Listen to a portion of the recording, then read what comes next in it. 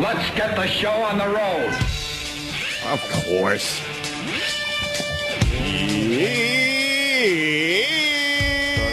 Thud. Fucking Monday. Who saw this coming? I kind of saw it yesterday. You did, huh? Yeah, I thought it was going to come rolling around. And then I was right. There it is, Monday. I had one of those rare nights where the kid was up. Damn it. Oh, yeah? I've been lucky. My kid sleeps through the night, but he's got... it's kid shit, I understand. Is he colicky? No, thank God, no. I just got a bitch for 30 fucking seconds. Colic. I had to bring him to the doctor on Friday for his 2-year checkup, even though it's a month past that, but they can't schedule you, right? Kid's completely fine. He's sick because he went to the doctor's office. Oh, you have a lot of germs around. Dude, you go in these fucking kid offices, kid doctor offices, and it's unbelievable how many sick kids are around. And then they have 2 rooms, one for sick kids and one for not sick kids. Yeah. If you go into the not sick kid room, that's when you get sick because everyone is trying to protect their prized possession. He's not sick. Yeah, why would you bring your sick kid and go, I'm gonna put him in the sick room? Yeah. I don't want to get him any sicker, so I'll go in the other room and make believe he's not sick.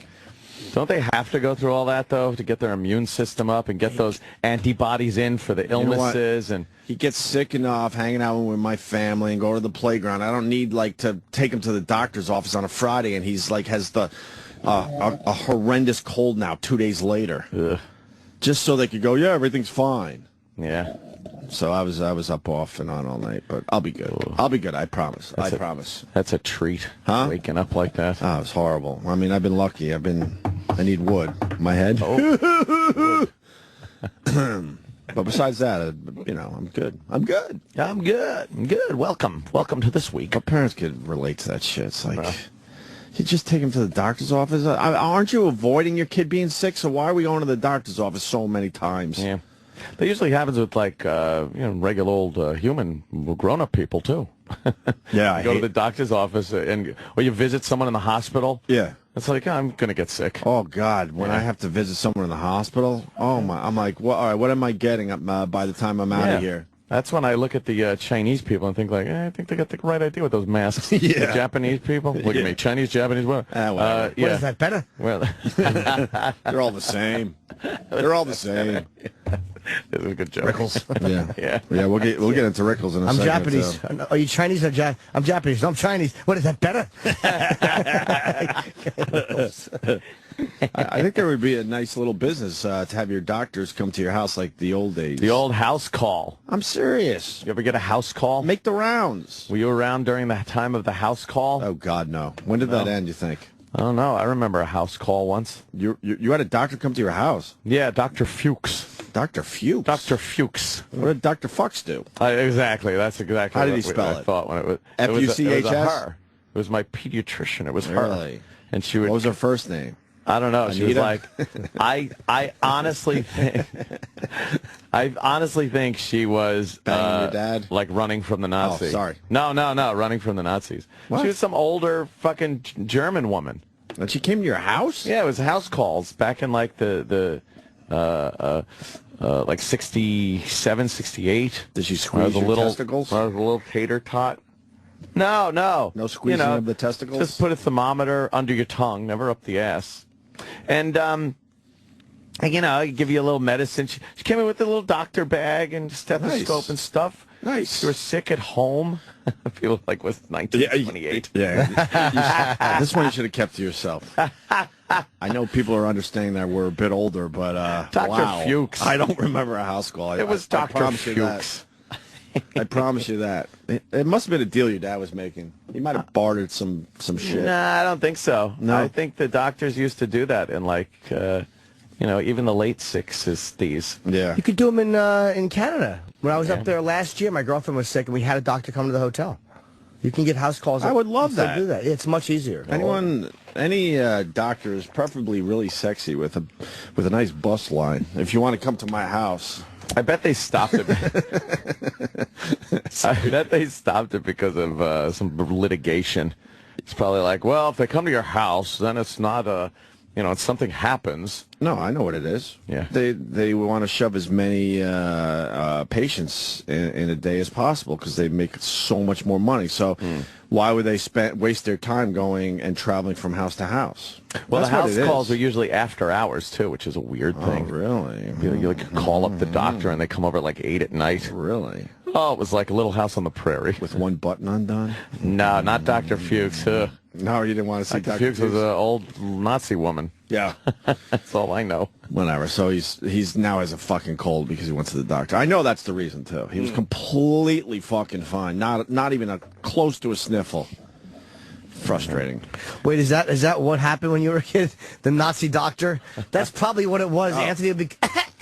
You're sick because of Jews, Anthony. The Jews made you sick. I will fix you up. You think she was whispering in his ear? Of course she was. Yeah. And she started him down this road. Yes, the lady who made him feel better was a Nazi. That we get to enjoy to this day. Remember who made you feel better. I will fix you. I will fix you up. And I want to say one more thing. Yeah. I was just I telling you hope guys. more than one. We got a long show. Oh, fuck that. I'm going to throw out my Just one more thing, and that's it. I'm going to throw out my shit in the next half hour, and I'm just going to sit back and relax. I'm going to coast. I'm going to coast today. Today's my day to coast. Coast. We always bitch about customer service, but lately we kind of like what? The Apple Store is amazing. The App Store's always good, yeah. And after that, B&H is amazing. Boy. And then after that, I couldn't tell you. Until this fucking weekend. I went to Yankee Stadium. I haven't been to Yankee Stadium in a while. Maybe a year. I think it's about a year. Yeah. Their customer service is beyond amazing, and I have to say it. Yeah. I got primo seats for the Subway Series. I want to thank a certain individual that's a huge fan of the show but doesn't want to be mentioned by name. Oh. But I was treated like a fucking rock star. But from the time I got to Yankee Stadium all the way to where I was sitting and all the way back out to my car to drive home, every single person that worked at Yankee Stadium couldn't be nicer. Yeah. And I have to say this because we bitch all the time how people out there suck at their jobs and customer service sucks. Service with a smile the entire fucking time. And Jimmy said, was it because you were sitting in kind of a VIP area? No, because I had to get to my seats. Right. When I pulled in for parking, I had a couple questions, and they couldn't have been nicer. When I was walking in, they're like, enjoy the game, enjoy the game. That's all I kept hearing from all over the place. I kept turning my head. Enjoy the game. And then we got some concessions before we got to our area, and they couldn't have been nicer. It was unbelievable. I don't know. Somebody actually said something way up top. Really? Like if we catch you not being pleasant, we're going to fire you. It's obvious. Wow, really? Because they were going so out of their way. A lot of times, I wasn't looking at these people, and I heard their voices coming at me like, have a nice night, get home safely, all this shit. Maybe because they're not exactly tearing things up this season. The Yankees? Yeah, it's like, we got to keep people coming back. They're doing all right, though. They're in it. Yeah. They're right there. But I have to say it because usually, you go to a sporting event or something, it's just like, ugh. Oh, I know. You're just treated like one of the masses. Oh, yeah, they're just pushing you through Cattle. like cattle, Yeah. But maybe this has been going on a while. That's how out of touch I am. I don't go to a lot of baseball games anymore. I haven't been to one game this year. Maybe one a year, and I just noticed that and just wanted to mention it. So whoever fucking, is doing that up there, I certainly appreciate it. Whipping them into shape. I certainly appreciate it. Nice. How much are tickets now? I haven't been in a while either, but I would go. I don't know. Like, do you know in general, Sam? I'm curious what a Yankee team. I honestly don't know. Where I was sitting is the Legends seats, whatever, where you get all the free food and stuff. Is it free? They fucking hammer you out if you want booze. They bang out. What kind of food do they have? Really nice, man. They had a whole table. All it was cotton candy and peanuts. Oh, really? Oh, And man. take as much as you want. Then they had ice cream coolers with ice cream sandwiches, and I was on my best behavior. I'm like, my brother certainly wasn't. My brother took advantage. Holy fuck. Lobster roll sandwiches, hot dogs, Oh, those chicken sound fingers. He just kept going back for more. And I'm like shaking because I'm trying to. I be a just good don't boy. want to eat like that. What you gotta do is just tip, right? You throw it to the person. Oh yeah, give them a nice tip. But they bang you out if you want a few beers. That's how they get you. They bang you out for the beers. Yeah, and that's, what you want at the ball game. Those apple pies that are like, those kind of deep fried apple pie things that we all know from McDonald's. They had those, I wanna go to a their ball own version. It was great. I want to sit in a legend seat and eat like a gentleman. Coffee, please. It was great. I had a really good time. I'm going back. I still haven't been to the new Mets Stadium, Citi Field. Citi Field. I've been to the new Yankee Stadium twice now. Tickets where I was sitting there, what? Well, they run between $575 and $15. I'll take the $15 one. $15. It'll be probably up higher. Why'd you do the big number first? Because he's a dope. That's why. I just saw the. Nobody reversed. No, the seats are more than that. Yes, they are. Because they give you all the free food and stuff. That's their way of trying to justify it. You always go. They go from $15 up to, Well, I didn't have any thought process. I just wrote down this Apparently. number and then I scrolled down. Did we get the Since message you started across? here. No, I thought it was $1,500. No, I think you Did not. I did. Yeah, so did You I. thought the lowest price, the lowest ticket in the stadium was $575? Oh, not in the stadium, in the Legends area. Oh. Yeah, we were going for Legends area. Very confusing. I think the tickets are more than $575. I They really start do. at $575. No, Okay. see, Sam has just butchered this. Yeah, no, Go to break. Then you can add. now I'm just Start over. confused. Yeah, let's get the music going. It's terrible. I think it's outrageous. I think it's over 1,000 for some of those seats. I think you're right. Some of them are, sure. They are, yeah. But the Yankees Which is crazy. don't think so. They're going to end their relationship with StubHub at the end of the year because they think that StubHub artificially deflates the prices of their expensive tickets. Really? So they're going to come up with their own ticket system so that season ticket holders can charge as much. And as isn't they it true want. that that area is pretty empty during the games and the rest of the stadium is full? During a lot of them, yeah, because they're so expensive, and you've got 81. It's like the first home 10 games. It's like the first 10 rows or something like that. Yeah. Or, I don't know, maybe 8 rows. I want to sit there. Like they're not. It's not a football game, There's not 7 of them a year. There's 81. Right. So how many people are really going to pay X amount of dollars to go to one insignificant game? Who's the old guy that probably would have, who used to hit the fucking thing? Frankie says. Oh, I was so happy. Hand guy. Clang, clang, clang. Frankie I was says. so happy when I heard he died. Good. Stop disturbing everybody. Fucking clang. Freddie says. I'm sorry. Freddie says. Freddie Yeah, says. Freddie says. Exactly. Right. He's trying to have a good fucking day at the park. He's All just having nice. fun. Clang, clang, clang. Oh, exactly. Enough of him. They all know him. Hey, Freddie, how's your pots and pans doing? A clang, clang. Freddie Fucking says. boo. Yankees swept the Mets, huh, in that Subway Series? He sure did. That's a big deal for the New York area. Yeah. The Mets are starting to fade. Lost 6 out of the last 7. Ugh. Not that I'm a Mets fan You don't right like now. him? Look at his No, cell I don't. phone hanging off his neck, his Motorola Razor. That's good. You didn't like Freddie Says? I certainly didn't. Why not? I hate any fan that everyone knows. Hate them. You're not a fan of the Superfan? No, it's embarrassing. Superfan, Just go right. watch the game. I love the Superfan. Oh, just go clap when they make a home run and shut the fuck up. Yeah, 2-run dinger. Let's go home. Hey, man, if it wasn't for the Superfan, we wouldn't know when to cheer. I gotta be there. The people depend on me. They don't give a shit. They look forward to seeing me clang my pots and pans. Yeah, the kids, they bring the kids over. We take pictures. I clang the pot and pan. I go to Jets games, and I don't know when to cheer, but goddamn Fireman Ed tells me when, and I'm like, thank you, Fireman Ed. Thank God for Thank Fireman you. Ed. Wait, Do you you're going to think he keep really- everyone quiet right now? Okay, it seems like a good idea. He thinks he's making a difference. Everyone will just sit there quietly if he's not there.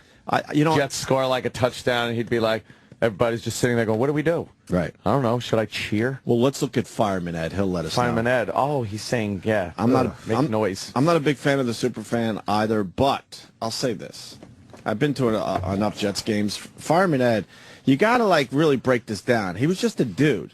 And somewhere along the line, how did it get to a point where the entire stadium will actually shut their fucking mouths until he says it's time to, get something going? I don't know. Look, how do you build that? A certain amount of blame has to be placed on the Jets. Well, no, the Jets because, eventually, decided to acknowledge him, and they put him on the scoreboard. yeah, he had to be yeah, there but how did he get to that Exactly, point? yeah. What happened? Who saw him and said, hey, that guy is pretty good? He obviously was a nuisance in his area for many years. Do you think he was reported a lot?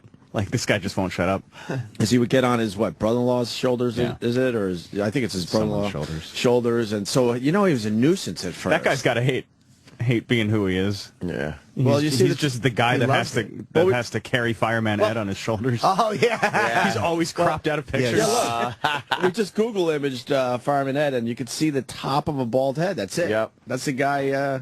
He's the guy that's been propping him up for years. His back smells like Ed's asshole. Oh, God. I was tired of it. He's the Virgil of the Jets. Because there are super fans trying to do this at every game, and they're failing miserably. But somewhere along the line, Fireman Ed fucking got some momentum going. How did it happen? The kids love me. They come up. I always bang the pots and pans. One little fella, he wanted to hold the pan for the picture. I said, sure, hold the pan, little guy. Go ahead, bang it. And he was missing. He said, go ahead and clang it together.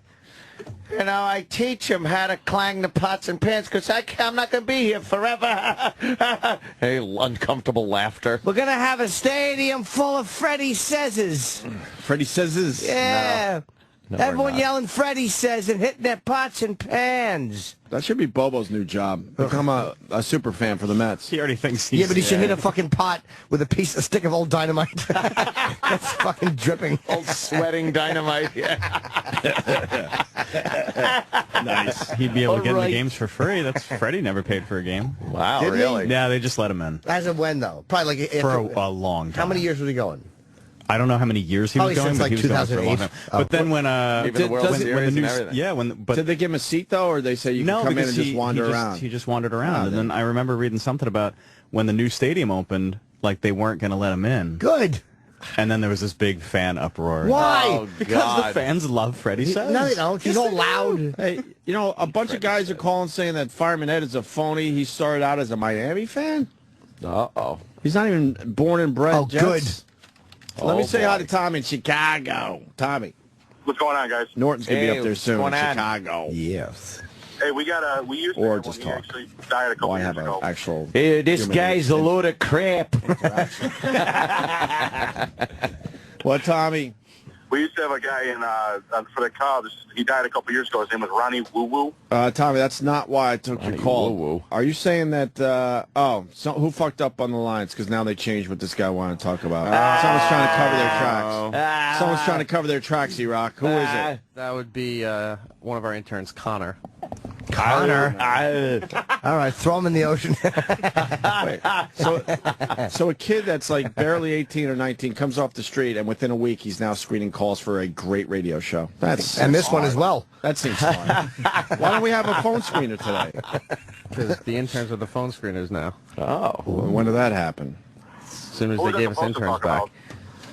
What's this guy talking All right, let's Ronnie Woo Woo. Let's hear Ronnie Woo Woo. Maybe it's a good to story. screen phone calls Yeah, they do after a a good job. week or two on the gig?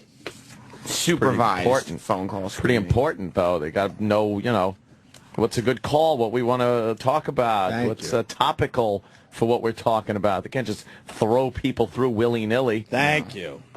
We only What take was a I certain amount of supposed to calls talk every about? day. Yes. I'm not a secretary. What, Tommy? Phone What screener. was I supposed to talk about? I can make some shit up. No, Ronnie Woo Woo we want to hear. Whatever. Yeah, what's what happened with Mr. Woo Woo? Yeah, what's up with Ronnie Woo? Who was he? The reason I didn't want to take this call is because we did this break a million fucking times. Hence why I'm kind of mad that a dumb break. intern is fucking taking our Oh, phone calls shit. today. Oh, wow. E-Rock, fix that shit. Yeah, find a smart one. All right, what's up with Ronnie Woo Woo? We'll humor you. Well, thanks. He had about like 6 teeth, and every word he said, he had to add woo to. So it was like Sammy Woo, Sosa Woo. Every single time he had an interview. Does this sound familiar? he had Woo to every other anyone word. don't know. Besides me. So he basically had Tourette's. We did the same break. Or did he have Tourette's? He must have. That's awful. So woo. Oh, yuck. Yeah, we don't like him either. Did he die alone? Yes, I believe. Alone. Funny. My heart. Woo. Woo. When you smell his rotting teeth? Who's rotting teeth? Ronnie Woo Woo, when he was alive. If he's dead, I don't even care. Did the guy say he's dead? He didn't acknowledge it. Oh. Did you want to know about Fireman Ed and his Dolphins history? Well, yeah, there's another guy calling about Okay. All that. right, thank you, Ronnie. Thank oh, you. sorry. Didn't I? Yeah, Ryan in the Bronx. What? What's up, man?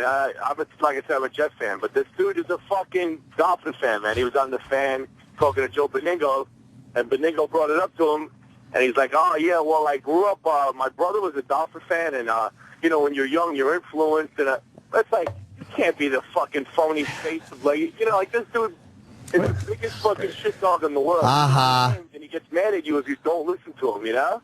Okay, he was a Dolphins fan.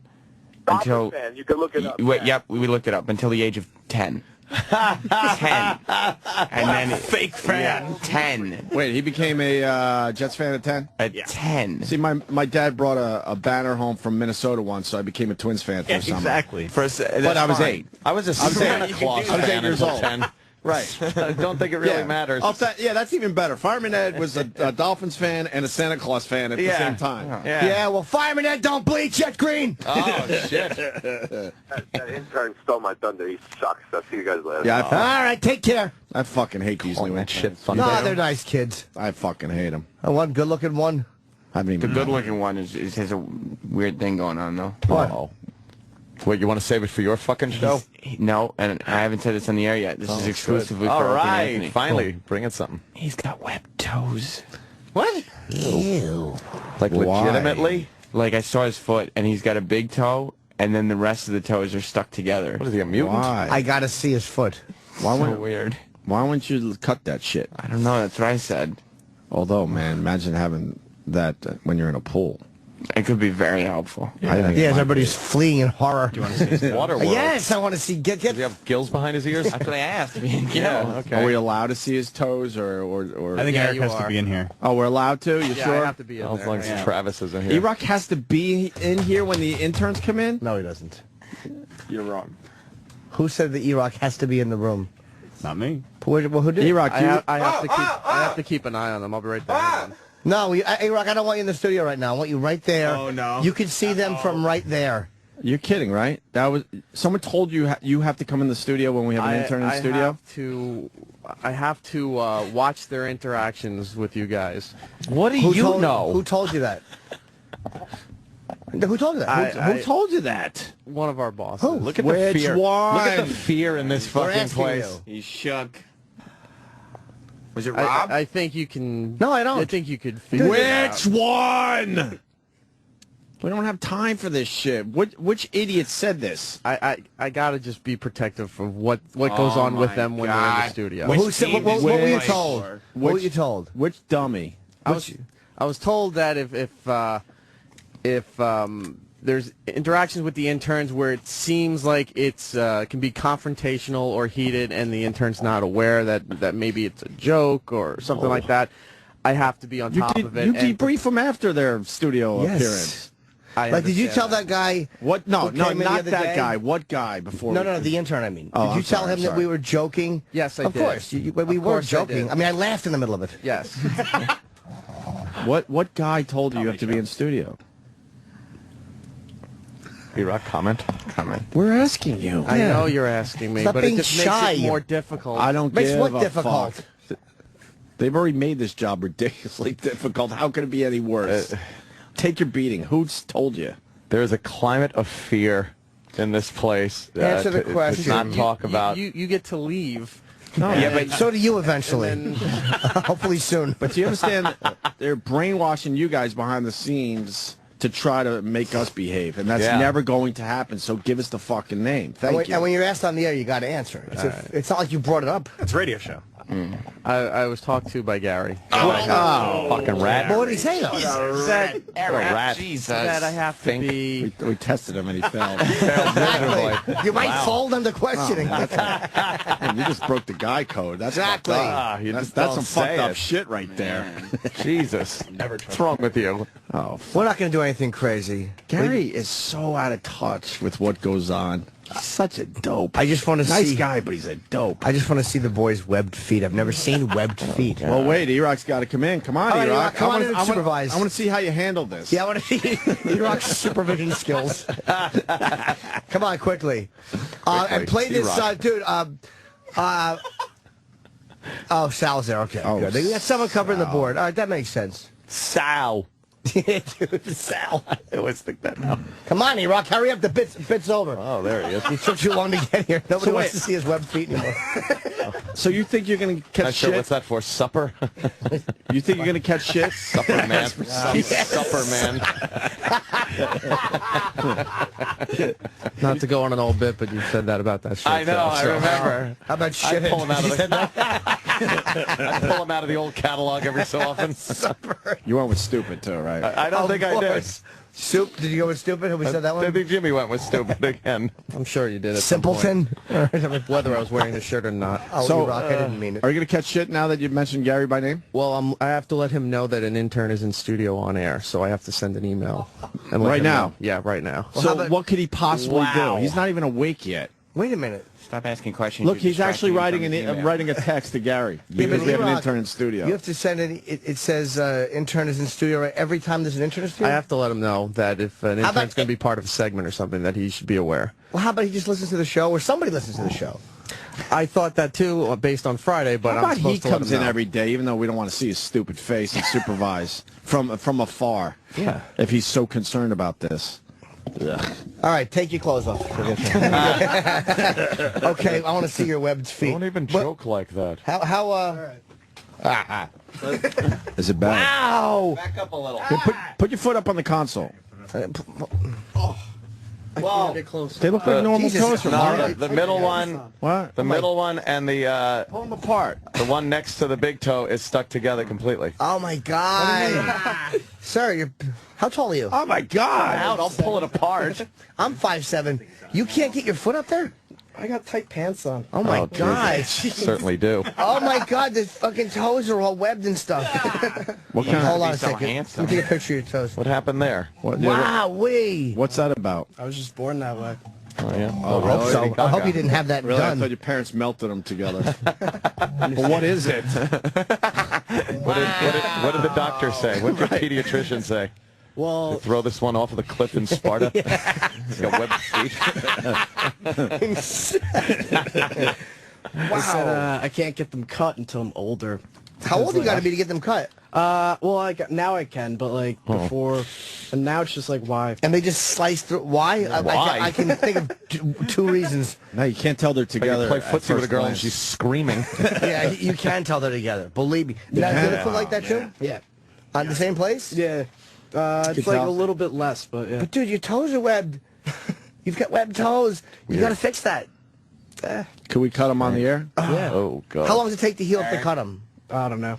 I have no clue. Oh, should find out. Iraq, get another email out there quick. Talking about Well, here's how we want to cut them, with just a really good scissors. Like slice down. How about rusty scissors? No, I want a nice clean slice. You want a nice slice? plastic safety scissors. So what you have to do is you'd have to cut between them. ones. Yeah. Oh. And so, would you have to put extra skin there because you're adding? You would, right? You'd have to graft from somewhere. What? What are you talking about? If you cut his little tootsies, there's not enough skin probably to wrap around both toes You because could stretch in and his you pull it there and sew it together. yeah. I don't know. Maybe. think. Can I refer to them as a freakish things? Those freakish. Is it just those two that are stuck together, or is And then, everything like, else on the weird? same. No, that's it. I was born. My asshole was like that. Oh, Fused. Gonna hurt. God, that Big looks, water balloon of shit hanging from your Yeah. ass. that looks painful, man. Like if they cut that. Yeah. How long do they see you on crutches for? What's the healing time? I don't know. I never asked. Are you going to get it done or not? Probably not. Does it affect you in any way? No. You're running. Any Everything's girls fine. ever thought it was gross? No, one thought it was hot. Oh, stop. No one thinks it's She hot. said, Relax. I want to suck your toes. Did she? I swear Did on she my suck life. them? No. Oh, webbed. They're all webbed. It was in school. So it's kind of... Wow, that's Stuck pretty cool. together once. She wanted to suck on you. I thought you went to an all-boys school. This was in grammar school. When they called a girl. Oh my God. Wow, that's fucked up right there. Yeah. I don't even know your name. Iraq, are we okay? No, I don't know. Everything He was going watching okay? TV instead of supervising. Yeah, you were talking about cutting the intern's toes up in I there. saw. Just like, He's looking at the TV screens. Friday's ad. All right. Iraq, are we doing well? We're doing fine. This is so insulting. I can't even fucking tell you. what, that Iraq has to be in there to It supervise really the is. radio? That stupid That fucking he's egghead. Supervising us. Making sure you Thanks. guys don't More- stay within the boundaries of... Right. Yeah, God forbid we get a little crazy. Did he say, look, I God need, forbid. That's why people listen to radio shows. Doesn't this egghead understand that? I need you to be my eyes and ears in the studio? Hey, Iraq, what are you supposed to do if something happens that you deem unacceptable? I'm supposed to diffuse the situation and dump remove out of him. the show and go right to a record. You're supposed to diffuse the situation. He should be my eyes and ears and stomach. I guarantee that was said. So what are you supposed to do? So if he did something and you guys got really mad at him, like he really screwed up over something, and it was getting hostile, I have to remove him from the situation.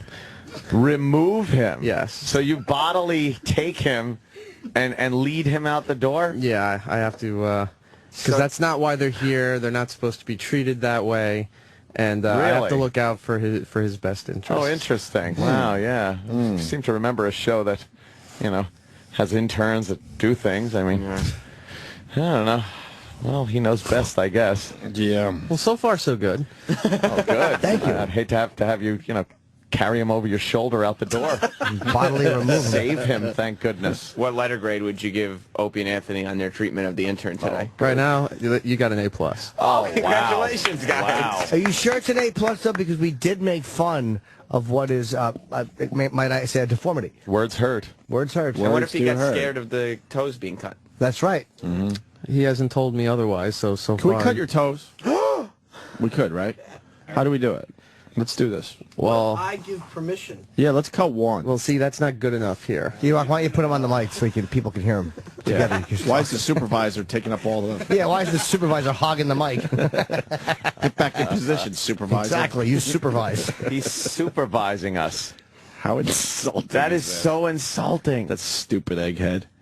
Go away. Ouch. That's also insulting. What? You don't like when I call him egghead? I didn't say I didn't like it, but I'm I just think pointing out that that's also insulting. I think he's a smart guy, but I don't think he's smart at radio at all. Especially this type of radio. I don't really think anybody is qualified to supervise the show. Yeah. It's just, I mean, he's a dope and he's lazy. Because he should be supervising. Trust me, me and Jimmy don't want bosses around, but he's making E-Rock do what he probably should be doing in his job description. I just have to look out for his best E-Rock interest. lazy. Nah, yeah. I mean, we do for the show, but what? E-Rock works No, hard. E-Rock hustles. Yeah, that's what I said. That's why. For the show, he's lazy, but say. I know damn well he works hard. What? Yeah, no, he comes early, stays late every day. Yeah. What? Comes Every late, day. stays late. Oh, he doesn't work the hardest, but he does work hard. Yeah. on what spectrum? Working hard or hardly working. Oh, The intern's going to have to remove E-Rock because this is a hostile atmosphere. They're in cahoots. Yeah. Let me prove my lead point. him out. Let me prove my point. E-Rock, did Through the Egghead write Midtown you Tunnel. back? Can't make them drink. Did he write you back? Yeah, he said it's not necessary to let me know every time they're in here. It was to let him know. Well, now he's trying when to there's save face. situations. Because going on. we brought it up on the air. Now he's trying to save Situation. face. What would you deem a situation? I guess I mistook what he said. I thought it was to let him know anytime, and not just like bringing food or something, but if they were in here for a segment Wow, he or a put some discussion. fear in your head. He really did scare That you. sucks. E-Rock shook. You're Why? petrified. You don't Yeah. need this gig. haha. Why do you got fear? Because you Nagel leave at fortune. 10, and when I still have to deal with this. Just once you leave. Just deal with it openly like an adult. laugh at the guy. Yeah. Yeah. He said deal with it like an adult, and then Opie said openly laugh at the guy at the same time. You think he's getting mixed messages? Yeah, you're scared I'm of trying him? to deal with this the best way possible. You're scared of him? Yeah, No. yeah. Yes, you are. God. Ugh. You shook up. No, I'm scared Sam, of... are you scared of those guys? No. Of course not. No. Of course not. What's wrong with you, E-Rock? I got a house I'm paying for, so... see? The Nagel Estate. Castle Nagel. Castle Nagel. Castle. Can we paper cut your fucking toes? Fuck, yeah, with an envelope. Come on, let us do that. Get the phone out, E-Rock. They're doing it. You have to ask him? I think You'd let us paper we cut- could get that done. What? He said he would let us paper cut in between his toes. That's because he's not looking out for his own best interest. That's why true. E-Rock He is gave here. the okay, so I can check on it. Okay, check with the boss. double check. They want to use a manila envelope. See if we could paper cut his toes separated. Just try to separate him with Paper cuts. a manila envelope. Manila. Manila. Ow, that would hurt really bad. I think I used to think it was vanilla because I thought it was the color of vanilla. I think there was a time I thought that. I'm just bringing that to the discussion. I don't anymore. I promise you that. You just fucking wrote Egghead. No. What'd I'll you see, what'd you I'll see say? if it's okay. She says, yeah, I think that's his name. Roland's strolling down the hall. I'm going to ask him. Rolling. I'll ask him about Egghead. He's not scared of Egghead. He's got a whole what? other world of issues. What's his problems? Roland just is constantly dealing with Nothing. Issues. nonsense. Yeah. So they said that. Oh wow, Jimmy, I like your picture. Oh yes, I sent out. I didn't see that from my vantage point. Yeah, I sent Yeah, you out got to the fix that shit. Intern's Tootsies. I twittered it. Is that okay that it's been twittered? Uh-oh. You got Oh, two. man. Oh, no permission. You got two. You got two big toes. Yeah. On your foot, basically. Wow, that's impressive. Roland, are you scared of Egghead? Which one? Gary is Egghead. Does he put the fear in your head too, like he has E-Rock, obviously? I respect him. God, what do these guys do to you? Rowan is making a dick in the ass motion. You weren't supposed to say that part. No. Oh, sorry. You idiot. No, No, I'm bad. I have like what Michael J. Fox has. Oh, you shake up a little bit. Yeah, that shit's... I gotcha. What happened in that DNA strand that told those toes not to fucking come apart? Oh, what foot? I don't know. And why on both sides? Yeah, it's so weird. It's like one little fucking message that was supposed to be, yeah, and these things are separate. And never got the fucking It just message. didn't. It got distracted. Never got the message. And the separate toes message went somewhere else. Probably somewhere horrible, like his nipples. Probably fucking split in half. Eric, we get an answer back on the paper cut thing? Nothing yet. Nothing yet. So let's do it then. Eric, this is going to be your call. Ow! I can't even imagine how Why? much that hurts. Handsome Rob? Jesus. You want to do I this? saw it on Jackass. And then we got to put alcohol on it so it They doesn't paper cut. get infected. Oh, he's got the I don't know if we're allowed to do that yet. Oh, you hear E-Rock? Did you hear the supervisor. What'd they cut on paper? What'd they cut on Jackass? Tongue, the corner of the mouth. it's like it's killing me just thinking about this. The corner of the mouth? And the webbing between your fingers. See, that's all we're doing here today. I literally have goosebumps thinking about that. It's so You do remember we used to painful. shove cell phones, big ones, because they were big back then, up girls' pussies, right? That's right. This is around And now Wall we're- Street time. That phone. And now we're sitting around waiting to see if we could paper cut a guy. Eric just got an email. Let's see. I love doing this to show how pathetic this whole fucking business has become. Go ahead, E-Rock. What does it With say? a very Rob? predictable answer. Well, my question was answered with a question. Of course, it was non-committal. What was the question? I wasn't given permission nor told I wasn't allowed to. Or denied, you said. But that too. What do I think? Do you think this is a good idea? What do you think? They put it on you? This isn't your show. So yes, You work here's your for answer. this show. Sure I do. It's a paper cut. Sure I do. Semicolon. It's a paper cut. And write Egghead in there somewhere. You're going to get Eric confused because he's going to be scared of you, too. E-Rock, I demand you put Egghead in your response. I demand. Where are you going to put it? It's got to be in a good spot. Sent from. Yes, sure I do. Semicolon. It's a paper cut. It's a paper cut, comma. Reference him as Egghead in your response. Yeah. Don't send yet. Here he goes. What is that, a BlackBerry? Ew. What are you doing? Writing it in their language. But why in a fucking BlackBerry? You're writing it in what Because this is language? the only way I can get my corporate email. Who wants it? Hey, you're right. That's not true anymore, by the way. That's right. Well, I don't have that permission, so Oh. this is what I got. They sent me. I wonder how many corporate emails are to my fucking Sirius XM Oh, address. my I've God. never checked it. Never. I've never checked it either. Truly, there's no reason to. Yeah, it's like, let's see what's going on in all the departments. Great. Hey, it looks like the 40s channel is having a horn contest. Yeah, really? Oh, fuck you.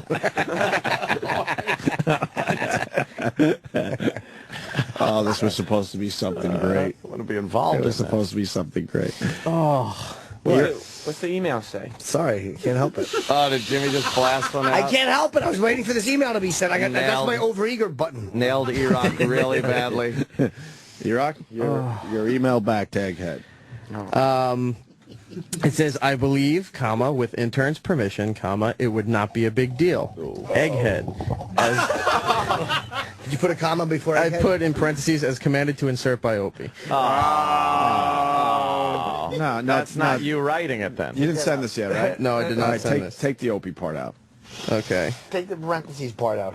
He'll know. Parentheses. Oh, boy.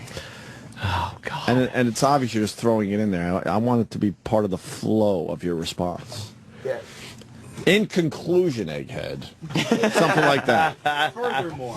Furthermore, egghead. Fucking rolling. It's rolling laughing at. Okay. And sent. Oh, it's sent. Well, how did you end up using egghead? To end the email. It just says, I believe with the intern's permission, it would not be a big deal. Egghead. Now send it. Let's get this moving. God, I hope he gets fired over this. Insubordination. Blatant. That's so disrespectful. That It is is. hilarious. It really is. To show audio from today. Oh, wow. They're not your, masters. Yeah, we're not your fucking... Suggest things. Yeah, Oh, really. God. Man. You got to. It's like you're not running this You show. got your own mind, man. We're not the boss of 40 you. years old. You can make your own decisions. He has 40, years right? old. I thought you're not. No. Oh, next year. That's No. my mistake. Next year you can be 40. Fuck, we got to throw a big 7 more Yeah. years. Big house and everything. Yeah, nice big Before house. 40? Wow. Outdoor movie theater. That's pretty good. Millennium Falcon Legos. I like how that was third on your list of huge things. So now we're down to whether or not we can paper cut people on this show. That's terrific. Yeah. Do you want some home run calls from the Yankee game? Yeah. Oh, I do. Yeah. Well. You're cool with a paper cut, sir? Yeah. Oh, God. He'll do it. No problem. Who knows how to paper Down for cut? anything. Don't you just gotta like swipe it up? What if he does it to himself? I think it would I be don't wanna hard do to it to paper cut myself. yourself. He would be doing it under duress. All right, we'll figure out how we're doing the paper cut thing. Let me know when Egghead fucking responds to your response. Oh, wow. That just seems painful. Ew, some guy I tweeted a picture of your toes. Some guy tweeted a picture of all 5 of his horrible feet webbed. All of them, huh, Jim? Oh, my God. Damn. His toes look like Vicky LaMotta, the fucking after Jake beat her. I guess I need to explain when. Yeah. When else would they have? Well, are we through? I don't know. E-Rock, are we okay? Oh, you just got an answer? Oh, shit. Well, we don't cause injury to interns, even minor things like this. Oh, We- so we now don't. he's It's just we shit. So, that Yeah, would- who's this I'm we taking shit, that as a kid? no. he sucks. God, go away, Oh, boy. please. We don't. That'll be part of the negotiations. We I do. guarantee you. Is that right? Yes. We Egghead do. needs to go if we continue. Wow. Fuck him. Piece of shit. Stupid paper cut, you idiot. Go program a dumb who gives a fuck music channel. It could get infected. Can you imagine? And We're down to not allowing paper cuts. paper cut. That's People, assault, brother. Huh? That's assault, brother. E-Rock, name 5 things we used to do on the show that go way beyond paper cuts, please. Care. Yeah. Have fun, enjoy, smile, and laugh. I can name one. You can name one? Anyone in the room? Icy hot on our balls. Icy hot my on the God. balls. Bee stings. Interns balls. Yeah, when we were. Did any of you guys sue us or have a problem with that? I had a problem with it, but But you didn't sue or nothing? Duty hat. Cinnamon Fucking challenge. Cinnamon Oh, challenge. yeah. I want to Bee turn with whole stings. shit. Bee stings on the ball Stings bag. On the ball bag. What? Hiding things. Staple gun. Staple gun to the Hiding head. things up your ass. Dog shit toothbrushing. Dog shit toothbrush. Eggnog Ding. challenge. Number 1 answer. Dog shit toothbrush. Bottle rocket And now, pussy. now what we can do is have the intern juggle like balloons. Yeah. Like, look, bounce these 2 blue balloons and see which one falls first. Then we'll all have a contest. But if it pops, you might get frightened. That's a good So point. we can't have that. Actually, he has to wear soft gloves, balloon-safe gloves. Yeah. And now we're debating if we could paper cut a guy. This is why I bring it up. This is why. Because I know there's a lot of cool shit we can still be A doing with this paper radio show. cut. Now, we should have started high and aimed low. Like what we should have done is said, look, we have an intern, and we want to put 2 Crystal Geyser water bottles in his asshole, back to back. Can we do that? He'd go, no. All right, how about we paper cut his toes? All right, that's fine. But keep the bottles out of his asshole.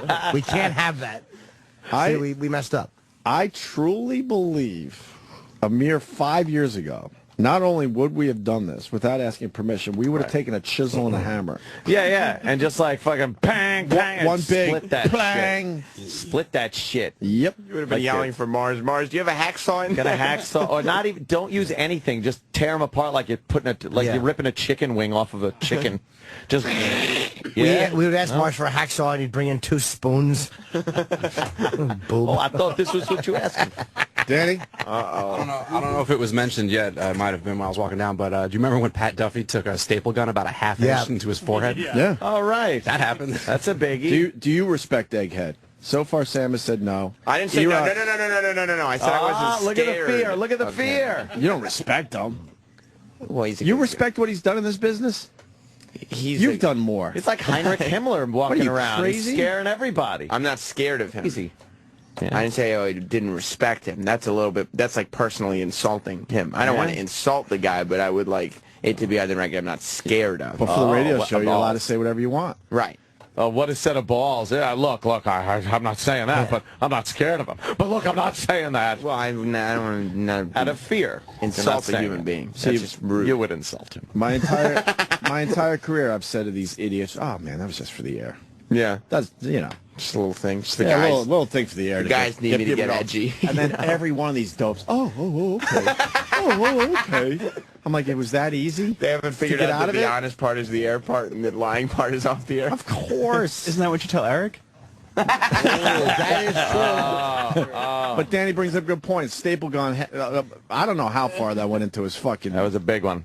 temple. It was bad enough where, there was It was hospital stuck. visits. Remember, we couldn't get it out. Yeah, dude. Oh, man, that's right. It was in the bone. I mean, I was psyched about it. In hindsight, yeah, we probably shouldn't have done that.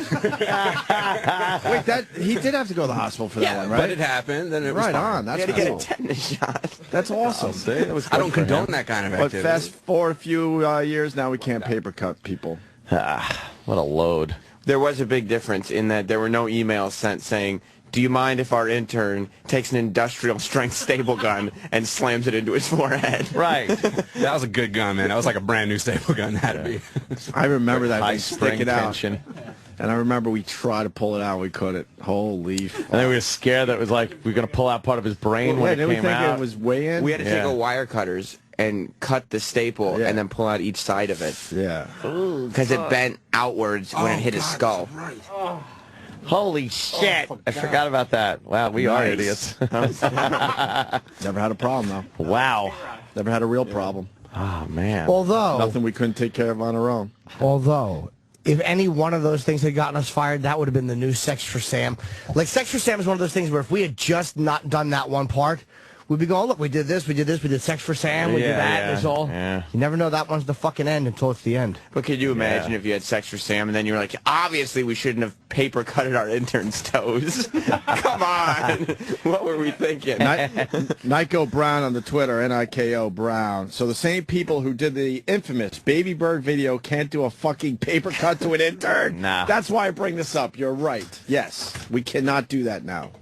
Someone I wouldn't like pay Pat for this Duffy. shit. Someone like Pat Duffy would just go, what's the problem? Grab the envelope out of someone's hand and just start slicing himself with it. would. Yeah, he would have done that. But, then again, he didn't have E-Rock there to probably pounce on him. E-Rock. Drop the envelope, drop it! E-Rock, more like cock block. The supervisor. Damn. E-Rock sees himself running this place someday. Supervisor. He has his eyes on the fucking boss's chair. Oh, yeah. Fucking narc. You want to be a boss, huh? Uh-oh, he's shaking his head. I ain't no suit. Go ahead, tell us how you're not a suit. Do they make WWE ties?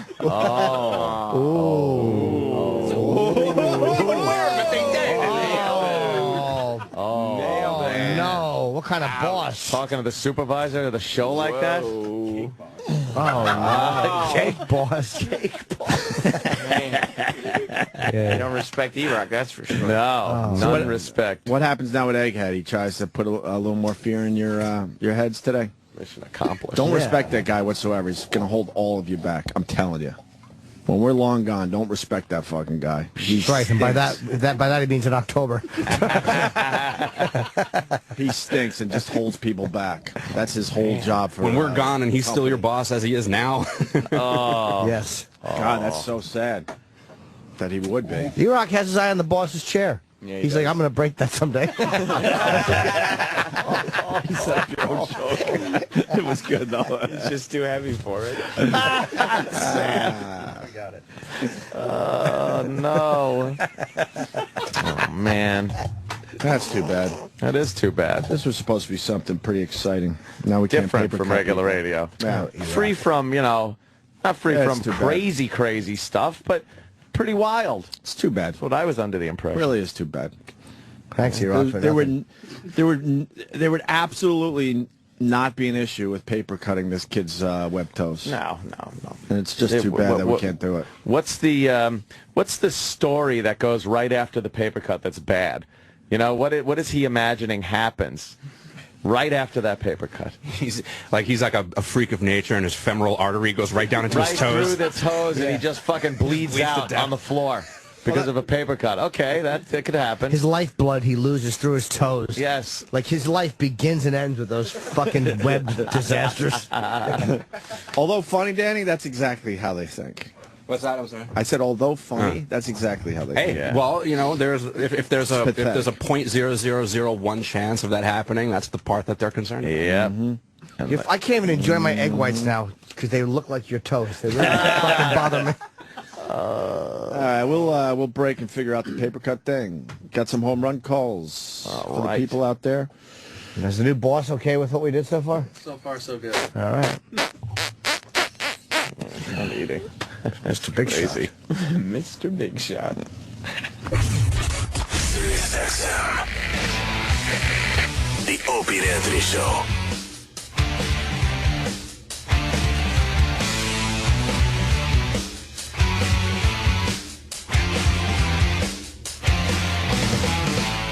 How was your weekend, Anthony? Wunderbar. Do anything exciting? No, just relax. Nah. Fucking relaxed. Nothing wrong with relaxing. I know. Just so relaxed. I did watch, I love that show, fucking Locked Up Abroad. Suits? No. Watch Locked Up Abroad? Yeah. Yeah, and they're usually really good. Mm-hmm. It's the people, and it's their story of getting locked up, abroad. Mm-hmm. And it's usually some kind of coke or smuggling back a bunch of heroin or weed or something like that. Last time I watched, it sounded interesting. This guy is a male nurse, and he tends to be gay, and he needs some money, so he sees an ad. It's like, be a nurse here at this hospital in Saudi Arabia. Whoa. And make some cash. And he's like, all right, I'll do that. And then he reads the rules, and it's like, gay in Saudi Arabia, punishable by execution. So he's like, what do I do? And then he's thinking, I'll just be celibate for like a year that I'm there. And, well, that didn't last very long. That guy needed the cock. So he gets a friend of his that says he's got this program that'll keep the Saudis from looking at your internet searches because you want to search, the gay sites. You want to search the gay. Yeah, and he got some gay. He got some gay, and he had some gay. And then... how was the gay? I guess he enjoyed it. He enjoyed the gay? He enjoyed that gay. Mm-hmm. Then he wanted some more gay. Oh, boy. So he got a little more gay, and that one didn't work out very well. Why didn't that gay work out? Well, it worked out first. They had some sex, some gay. And then he got a text from the guy like a couple of months later saying, meet me at the coffee shop. And it's like, could you get alcohol? Because alcohol also in Saudi Arabia. No. What is wrong with this guy? So the guy just said, he goes, I'll meet you at the coffee shop. Didn't say yes or anything like that. He goes, I'll meet you. But he put a little X, like kiss thing. And as he's walking to the coffee shop, the Saudi religious police that roam around. They have religious police? Yeah, there's virtue police over there. And they grabbed the guy and fucking threw him beating and dragged him off to jail. But wow. And then they drag him into this room, and they give him this piece of paper that's written all in Arabic and tell him to sign it. He says no. That didn't last long. Boy, whenever they tell you to sign something, you're like, no. You might as well sign It's like 5 minutes later. Well. They're just signing away anything. Whatever you need. Was he an American? No, he's a Brit. Okay. Well, you're signing away with a swollen eye. Yeah, a big swollen eye. Your fucking testicles are huge. Your hand's all bruised, but you're still able to sign. Yeah. Whoa, and then, but then they come up to him and go, well, you can go home now. And he gets out, and he goes back to his hotel room or his compound, wherever he's staying in Saudi Arabia. But he wants to get out really bad because he's not sure why they even let him out. You know, he signed what he thought was a confession for being the gay, and it's punishable by execution. So he's like, I don't know what the hell's going on. I got to get out of here. But then Saudi Arabia also, they take your passport when you get there, and you need permission to leave. You can't just leave Saudi Arabia. You got to say, and you got to go through the police to make sure you don't have a record, that you haven't been arrested for something and you're trying to flee. That's scary. So that's what this guy had to do. Right. He actually had to say, go to the police, give fingerprints, and then 10 days later, he went back, and he was all scared, and the guy goes, no, you don't have any record or anything. So he doesn't even know what happened with the gay charge. What a shitty country. And then he, it was horrible. But the episode itself, a lot more like, uh-oh, what's going to happen than happen. I mean, I've seen some of those where they're in for years and getting beaten. So, this guy spent the afternoon in jail. Oh, they're running out of stories is what's happening. I think so. I think so. That's what's he didn't happening realize here. it was kilometers an hour, not miles per hour, and he got stopped exactly. with a ticket. Oh, you've got What about his time in the gay prison? Was it a prison for the gay? No, it was just a Saudi jail, you know, and they put him in there, and nothing happened to him in there? No. How long was he in jail? Wow, this not long at all. Oh God, this show has jumped the shark. Huh? I think what they did, though, they did this story to show how fucked up Saudi Arabia is with gays. They really, don't like the gay. You would assume they didn't like the gay, though, right? Oh, yeah, with that Muslim law, the virtue police. What's the virtue police? They're these guys, these elders, and they roam around with, like... How bad do they want to be gay? Oh, yeah, of course. If that's your job, you're searching out gay, guess what? I think you want some of the gay. Yeah.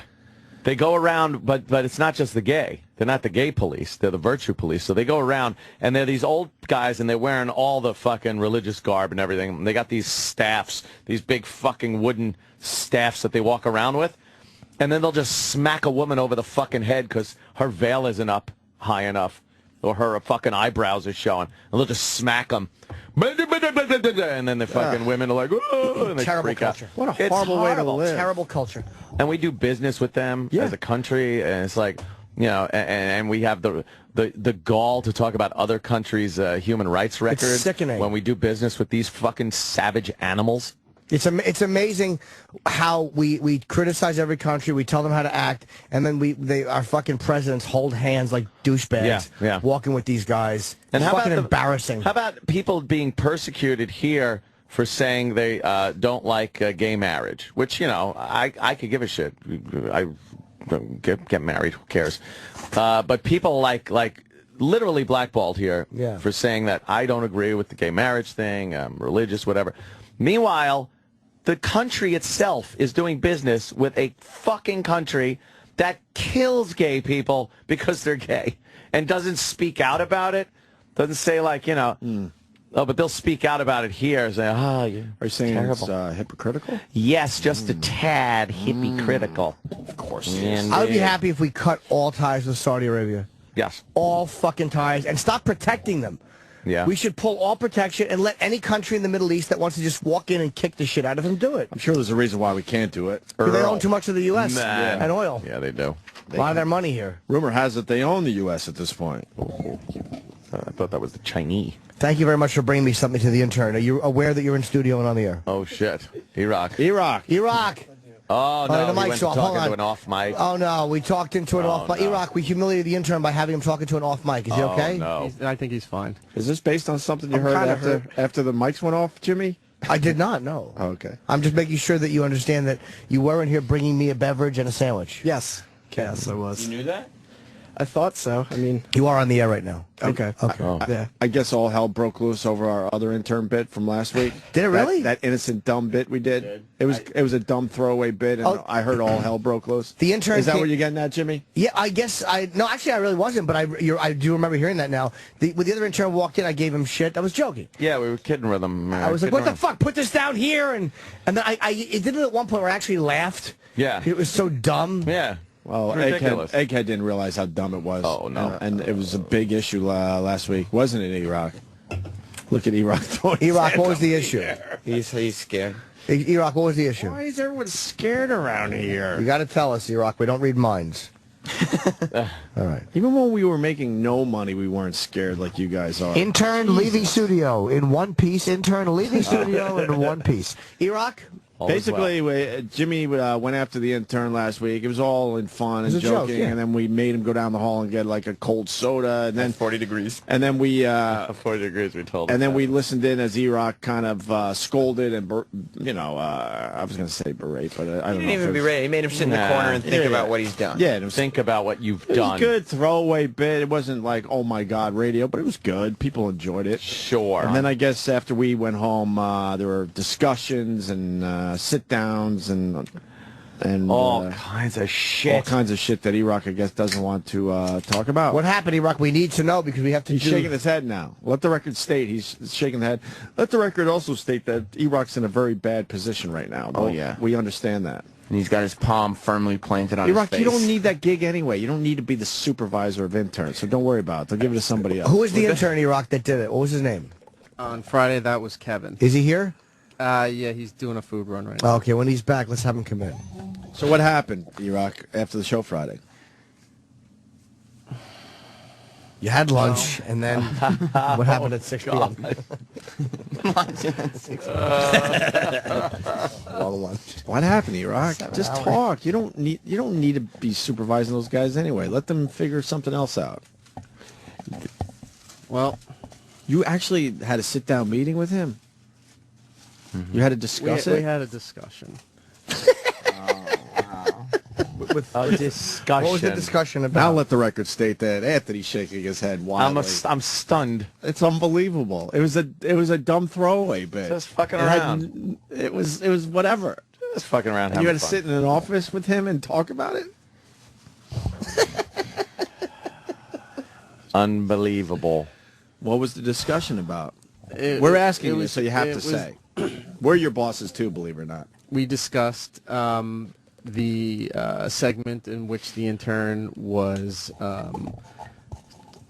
sternly talked to and then maybe reprimanded afterwards for his actions in studio. Yeah, it was all a bit, which the intern was aware of immediately after the bit Right. was concluded. Yeah. So what's the problem?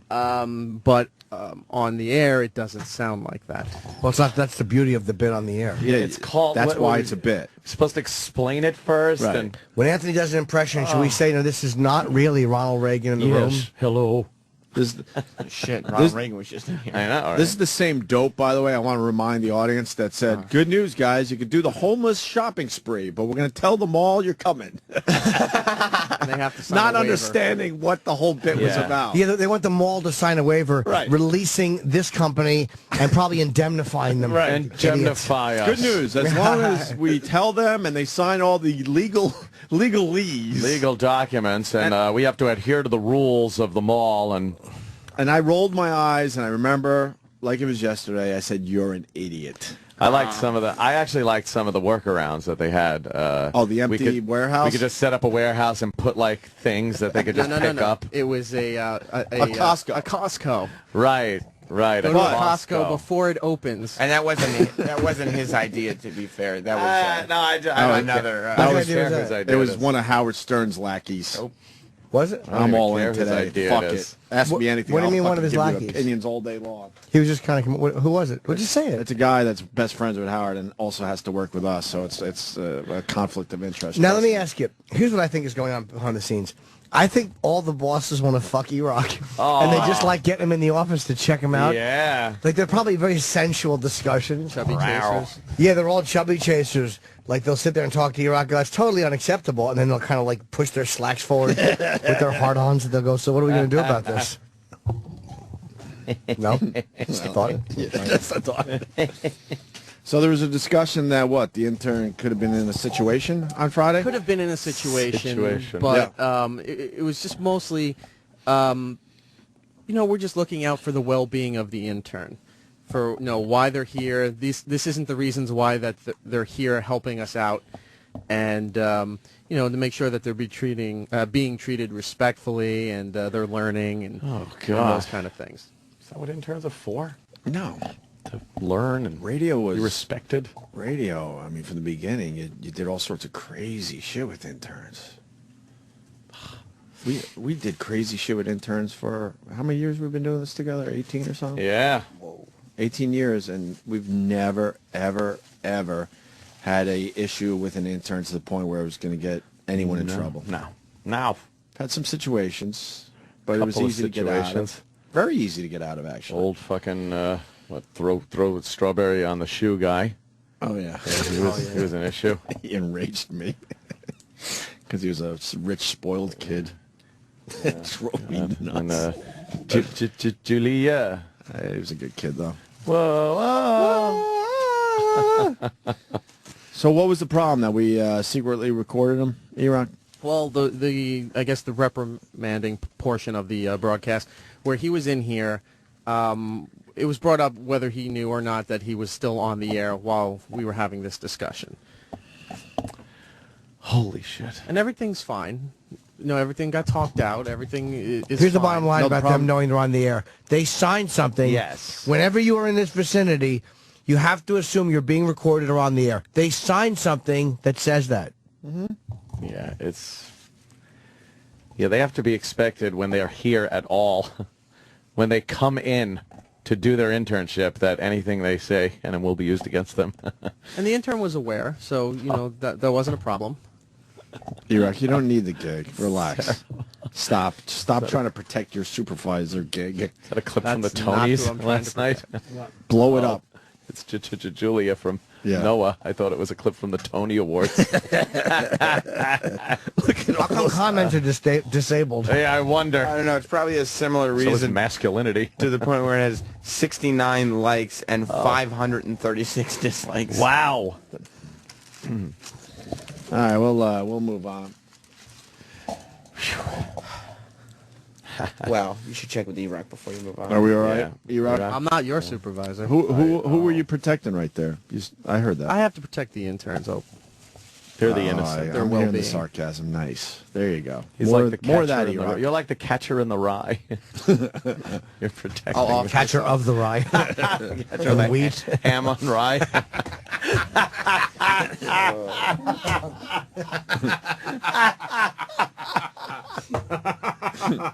Oh, is that funny? The catcher of the ham and Swiss on rye. Jesus. So what do you guys think of Madonna's tit? You see that? Yeah, it does reek of desperation. Goes back to our point. This was so yesterday/Saturday night, I believe, and it's in today's paper. God, the papers are way behind. Madonna flashed her titty there? She did a little tit flash. Is this the video that Istanbul, we're watching Turkey. here? Istanbul. They should have fucking arrested her. What's she doing? The audio's horrible, so we'll just lower that. She's like taking her top She's off. She's in a little 53. bra thing. She's doing a little Madonna dance. I have a problem with those arms. Those arms are way too manly. When she teases that she's going to pull her bra down, and then there she goes. Ew. Oh, no. She showed a nipple. There she goes. There's her nipple. It's not bad. No, it's it fine, is. but who cares about it? It's not bad. You can see her twat in the old Playboy or Penthouse, Yeah, right? that's true. That big, huge, over-the-top hairy bush of hers. Oh, my God. It's not bad. And she's not. I mean, she's done this her whole career to get people talking. It's amazing that. And her last album is not doing too well. So. Oh yeah, she's no trying surprise everything. that she's trying to do something. It's to get bombing. Get people talking. Trying everything. Yeah. Trying to make a little news, you know, doing the whole bash Gaga a little bit. Now she's pulling her tit out. Mm-hmm. Lady Gaga got hit on the head. Oh, is that a great clip? But it proves that she lip syncs her entire show. Did anyone else notice? There wasn't there was a stop. There was? No, there wasn't. Not the clip I saw. Yep. Oh, She shit. doesn't lip sync. I've seen her. She doesn't lip sync. She does not. Don't you fucking get on Sam's bad side with Lady Gaga. I forgot. Somebody cracked her over the head with a pole. What is that? That's not a lip sync. I might have to apologize. Let's see. Big, heavy. I mean, she got hit hard.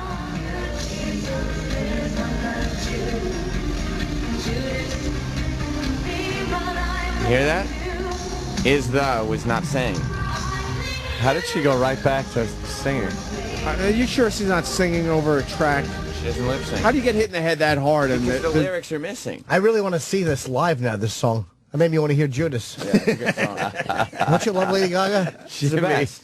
Jimmy And the is lyrics are a missing. Gaga fan. If she was singing over a track, you would hear, Judas is the demon I cling to. Yes, it absolutely did stop. And there's no way someone is monitoring so closely that they dropped the lyrics and then saw her lips and put them back. You couldn't have timed that. Then maybe she's making more of a deal out of this. Maybe that object wasn't that heavy. I think that's more. I don't think she's got any concussion. That looked pretty fucking. Okay. That Thank looked you, pretty Sam. bad though.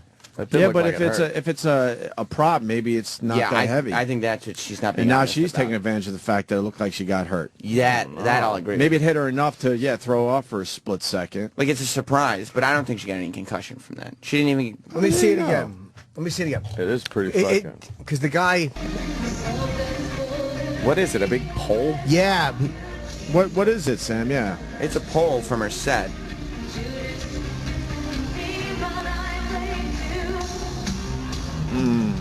I bet that guy got fired. If you get hit, if that object is hard, man, you're not gonna pause for a split second and continue singing. What was it used for earlier, though? Like, why was he moving it in the middle of the song? He was part of the show. So what was happening before that the purpose was to move it? Like, what was it? Was she swinging on it like it was a pole? Like, what is it?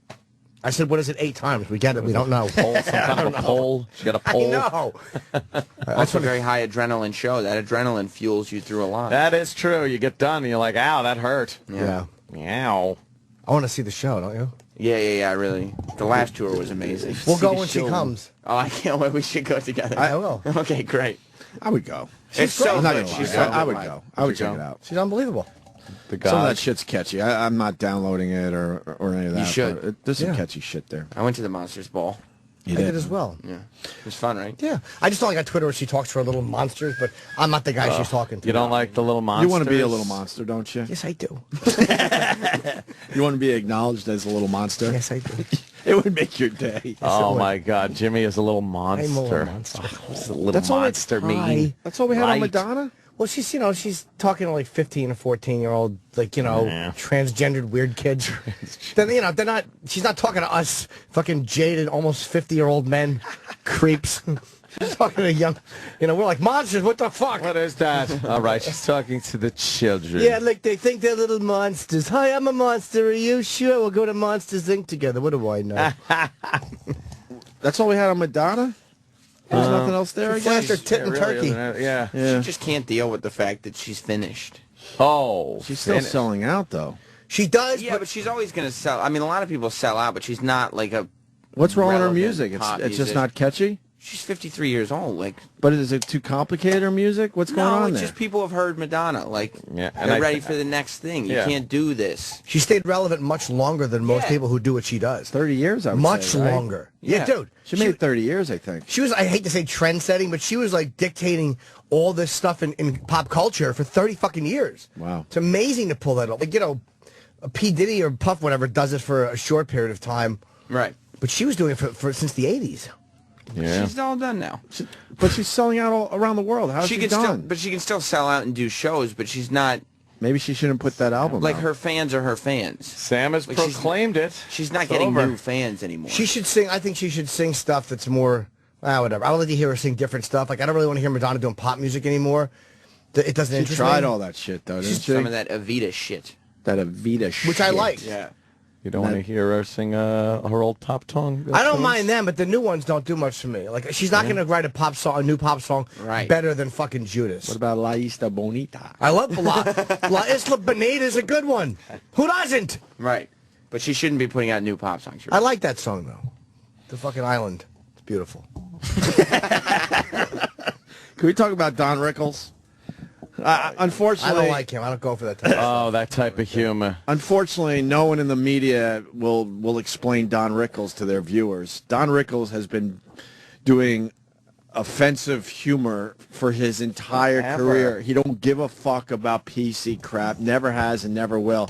I guess he made it. Oh, you found words similar? Not the exact joke, but definitely. This is what I was telling these guys, but material. we all know this. Don Rickles has been making racist jokes his entire career. Yeah, that's what he does. Entire career. So he made an Obama joke. What was the Obama joke? Do we have the actual audio of that? I don't know if there is audio. I just saw transcripts of it. What was the exact joke?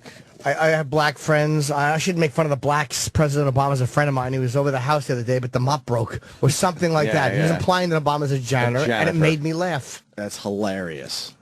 And the fact is, this is Don Rickles. He hasn't changed his act. He's been doing this forever, but for some reason, the media doesn't want to point this out.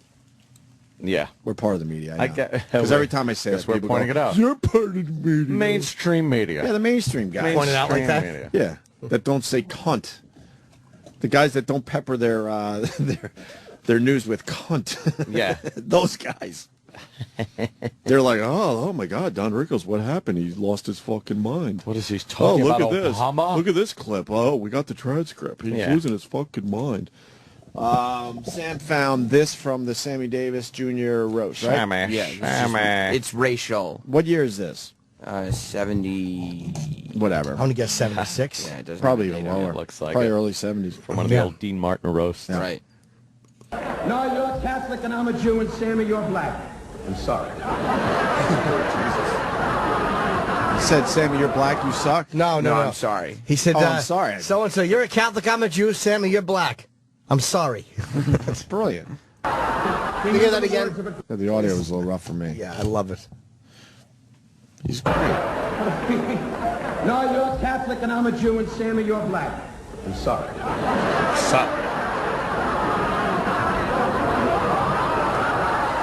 Remember the words of a great Negro. I say that honestly. All peoples are alike. We are all working. You live in my neighborhood. I live in yours. Right, Sam? Right. Are you crazy? Nipsey Russell. Nipsey Russell. Freddie Prinze, wow, this is old. That doesn't matter. It's in your heart, right, Sam? Be proud. Brothers, we kiss, we hug. Any black on my lips? Oh, my God. Kissed them. That's what close is on. Huh? Yeah. I bet Don Rickles really hates black people. And he's just been getting away with it for 50, he's 60 like, years. What a great gimmick I have. Right. People adore me for this. I saw him in, me and Florentine went and saw I want to see him. in Vegas, because he was doing the early show, and we were doing the late show with Dice at the Stardust. And there was one really funny line where a black guy comes out on stage. He's obviously in the show. And as soon as he walks out on stage, Rickles goes, problem with the bags? Oh, God. He's a porter.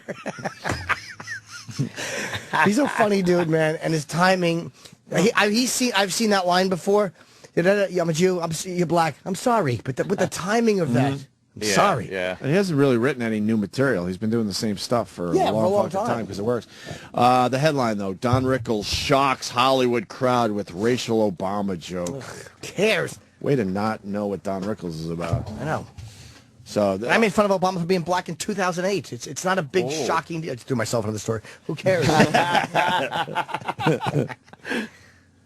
Is there anything going on with this thing? Are they asking for an apology? What's happening? No. I don't think so, no. They just need something to write about. There's nothing else. He shocks a Hollywood crowd. Gives a fuck. Did he? By doing what? Something new and interesting? Right. Yeah. How do you shock a Hollywood crowd?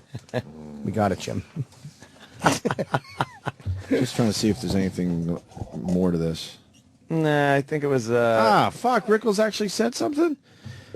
Don Rickles nearly hijacked the American Film Institute tribute to Shirley MacLaine on Thursday night in Sony Picture Studios, at Sony Picture Studios, unleashing a trademark barrage of insults that took aim at President Obama. I shouldn't make fun of the blacks, Rickles said, and then proceeded to do just that. Oh, okay. President Obama is a personal friend of mine. He was over at the house yesterday, but the mop broke. Okay, he's not apologizing. No. He was just setting up his... yeah. Oh, God, I would hope not. If Rickles apologizes, we're all finished. Me for a second. Yeah. Sorry. All right. Yeah, he doesn't have to apologize. He's not, and I don't even think the industry would call for it. No, never. It's one of those things where he's like, he's separate. If another comic got up there, a younger comic, and said something like that, he'd be fucked. There'd be a problem. He would be fucked, right? Definitely, there would be a problem. It very frustrates me though that this is even talked about by the public. I don't get it. Right. Yeah, it's humor. It's just changing. Things are just changing. Humor. It's humor. You think stupid Reverend Al will get involved? No. Don Rickles? He wouldn't touch this. He would seem to, because he would seem if it like was a such young a comic dummy. that had a spot on some big show, he would. Yeah, then it would be. Right? Definitely, it would be, Obama made something of himself, and this unfunny, You know what? You know what? Sharpton would address something like that. He would say, just because he's an older Don Rickles, that doesn't mean he should not have to live by the same rules of decency as the rest of society. I could see him saying anything ridiculous like that, so you're right. Yeah. I don't know. He won't apologize. He doesn't have to. I hope not. They'll never ask him to. That's just humor, man. Yeah, but it doesn't have to be that. I just think that's a little bit unnecessary. All right. Oh, it's the Black Roland. Yeah. And his name is Roland. Yeah. He skated. He was in trouble. He's on CNN. Oh, you're right. They're bringing Roland Martin back, huh? I forgot what he did. The tweets about... what did he do wrong? Oh, didn't he do the David Beckham underwear tweets during the Super Bowl? Oh, yeah. So he was sort of making some... Oh, right. He was trying for some gay humor. Was he gay bashing? Well, that's what they try to make it into, but he was just fucking doing some guy/gay That's gay bashing. humor. So they had to sit him. They had to sit him out for a while. And how looks come like they're bringing him back? How come you turn on the Tony Awards? If you're gay. I didn't, but I heard about it. Are you sure you didn't turn them on? Of course you No. I was watching Titanic. How come you turn that on and all they do is make gay Broadway jokes They're allowed amongst to 'cause they're themselves? gay. But if you make a gay Broadway joke, then you're stereotyping. Isn't that people the on dumbest Broadway rule gay. ever? It makes no drives me sense. insane. Because they apparently love it because they're always making gay jokes. Blacks can make fun of blacks. Yeah. Gays can make fun of gays. But if you're straight, you can't make fun of gays. If Right. you're white, you can't make fun of blacks. No. It's really confusing. Right. But if a black guy makes fun of whites, we don't go yelling and screaming. Yeah. Because why? I don't know. We're powerful or something? Whites are the ruling class. Forget about the jokes. Apparently, blacks can just go around shooting each other too, with no real comment coming from anybody, but and for nothing but pure criminal reasons. But then you get like a Hispanic guy that they want to be white shoots a black guy in what appears to be self-defense, and that's a big issue. Meanwhile, what happened over at that pool party shooting incident over the weekend? Where? I don't even know. Some black guy shot like 3 students. Why? The pool party. Oh, well, they had a little argument. What town? Auburn. Let's see. Yeah, there it is. There's your suspect. All right. Was he arrested in jail? No, they're looking for him, I think, right? Yeah. Yeah. Yeah, and it's over, just again, just put the fucking guns away. Could you just stop? What are you doing? And there it is, there was an altercation, and instead of, still got a little cough, chatting it out, or fisticuffs, the gun's got to come out. So, be funny if you were trying to grab a hit, like you were trying to follow up bowling for Bahia, but you just kept throwing out stuff that didn't work. Oh, yeah. Come on, lighten up. Cut the bunk. No. Stop the malarkey. Yeah. Why don't you quit it? Like you started talking in the song cadence. Oh, how embarrassing. Why don't you just stop? Put the guns away. Yeah. Ugh. Why don't you do that? You tried to make it like lyrically more responsible and better. Fails miserably. Yeah, it's a dud. Yeah, this so many of these double standards like that though. Oh, there's a lot. Yeah, it's kind of dumb. The gay though with the Tony Awards. Where, that's well, we got the. They love the gay jokes. We got the opening number. Oh, a number. You want to count? Are there actual gay jokes in here? I don't know. I don't know. I don't think so. This is more theater. Oh, we don't have to play this, do we? Well, I mean, it might just bring us up a little bit, bring the energy up. I like hearing it. Yeah. Neil Patrick Harris, MPH. What if life were more like theater? Oh well. What if we'd all not be able to you sit? Went, you heard a band? Who's singing this? Neil Patrick Harris. What if life is so much sweeter if you could cue the weather with your hands? Boy. And what if all your Good though. It just reminds me why I don't go Neil to Patrick Broadway. Harris is very Broadway. Life would be fun if they imagine. But can you imagine controlling the weather with your hand? Oh, it'd be great. Or there's a band everywhere you walk in. Yes. Ah, da, da, da, da, da, da, like that scene in The Godfather. Control the weather with your fist. Make a mudslide.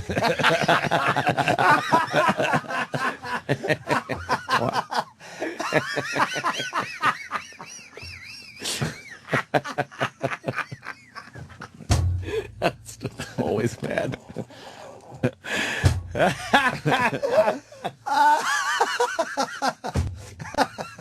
It's always just terrible, isn't it, Jim? Oh, that was fucking brilliant.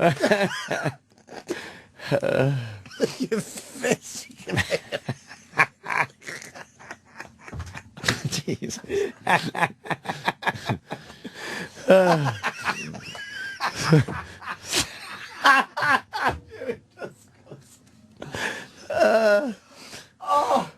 That was fucking funny. So you don't like the Jolly Broadway musical? No. Put your back up and divide. Why are we listening to this? Make your mutts.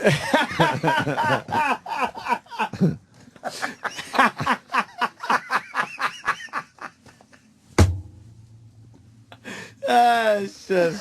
It was jolly. It was happy opening number. It's definitely happy. Yeah. Man, that Neil Patrick Harris coming out of the closet was like the best thing he ever did. Who was he before? Like, what did he do before? Doogie Howser. Doogie Is that who that Howser. is? Boy Doctor. He's Doogie Howser? Yeah. Yeah, that's the I had Doogie no Howser idea. kid. And now he's on How I Met Your Mother. Yeah. And he's like the sweetheart of the gay community. They love him. Everyone loves him. He does the Tony Awards like this, and it's great. He makes the gay jokes. And he plays a womanizer on How I Met Your Mother, so he has that. So he's a great actor. Yeah. Yes. Yeah. Oh, yeah. So yeah, he's and before he came out of the closet, really, He's just Doogie. it was Doogie. Now he's actually I think he transcended the Doog. He's NPH now. Yes. Now he's Doogie has. Wait, Doogie House him. Is it Hauser again? Boo. Get into nifty little. Wait. Now he's Doogie Howser. Doogie House. Doogie Howser. Doogie.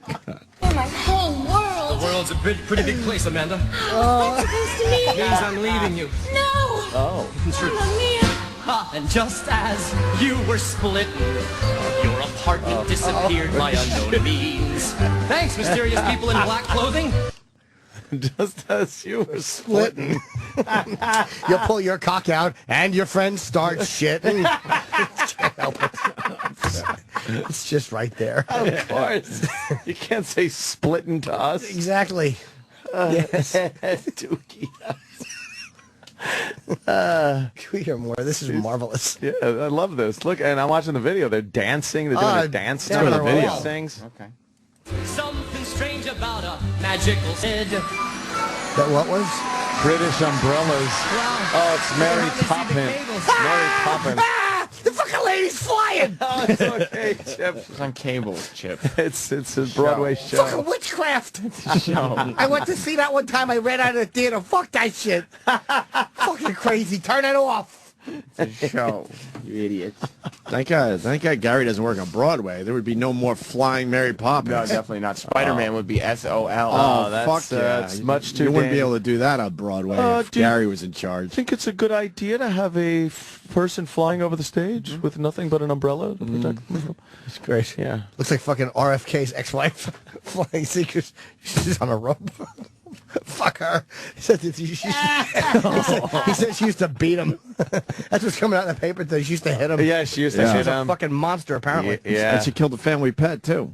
Oh, yeah. Was that by accident, I'm guessing? I don't think so. Oh, no? They're hinting that there might have been a little something there. She was pretty, though. God damn. I think I'd punch from her. They're calling it Neil Patrick Harris's charming Tony Awards opening number. Yeah. It's all just inside jokes on Broadway, like Shouting Whisper. Yeah, like only real hardcore. Well, I guess that's who's watching. He's owning it and stuff. I mean, it doesn't suck. Hey, I'm not saying the man isn't. We're not got his talent. audience, but he's a song and dance man now. Oh yeah, and a doctor. The Dookie, yes, and the youngest doctor ever. Hit this, Mary Poppins. And it's Patti LuPone. Who is she? She was the original Evita on Broadway, circa 1979, maybe. I didn't know you were such a theater aficionado. I know everything about the theater. I really don't know that world at all. I just don't know that world. You know Patti LuPone. No, I didn't. She's legendary. She's been in a shitload of stuff. If she walked in here, I would just make fucking amazing rhymes about her name, and then that would be it. Hey, Patti LuPone, get on the phone. Place a crack up. Related to Al Capone, Patti LuPone. Yeah. She was on that show with the retarded kid. What? Life Goes On. She was the Corky. mother in Life Goes On with Corky. Oh, wow, I really? couldn't think of a fucking funny show to yell at about a retarded kid. Oh, jeez. Wait. Yeah, that would have been. Yes. Yeah. I didn't even think I was setting something the up Nagels, there. yeah. The Nagels. That showed the Nagels.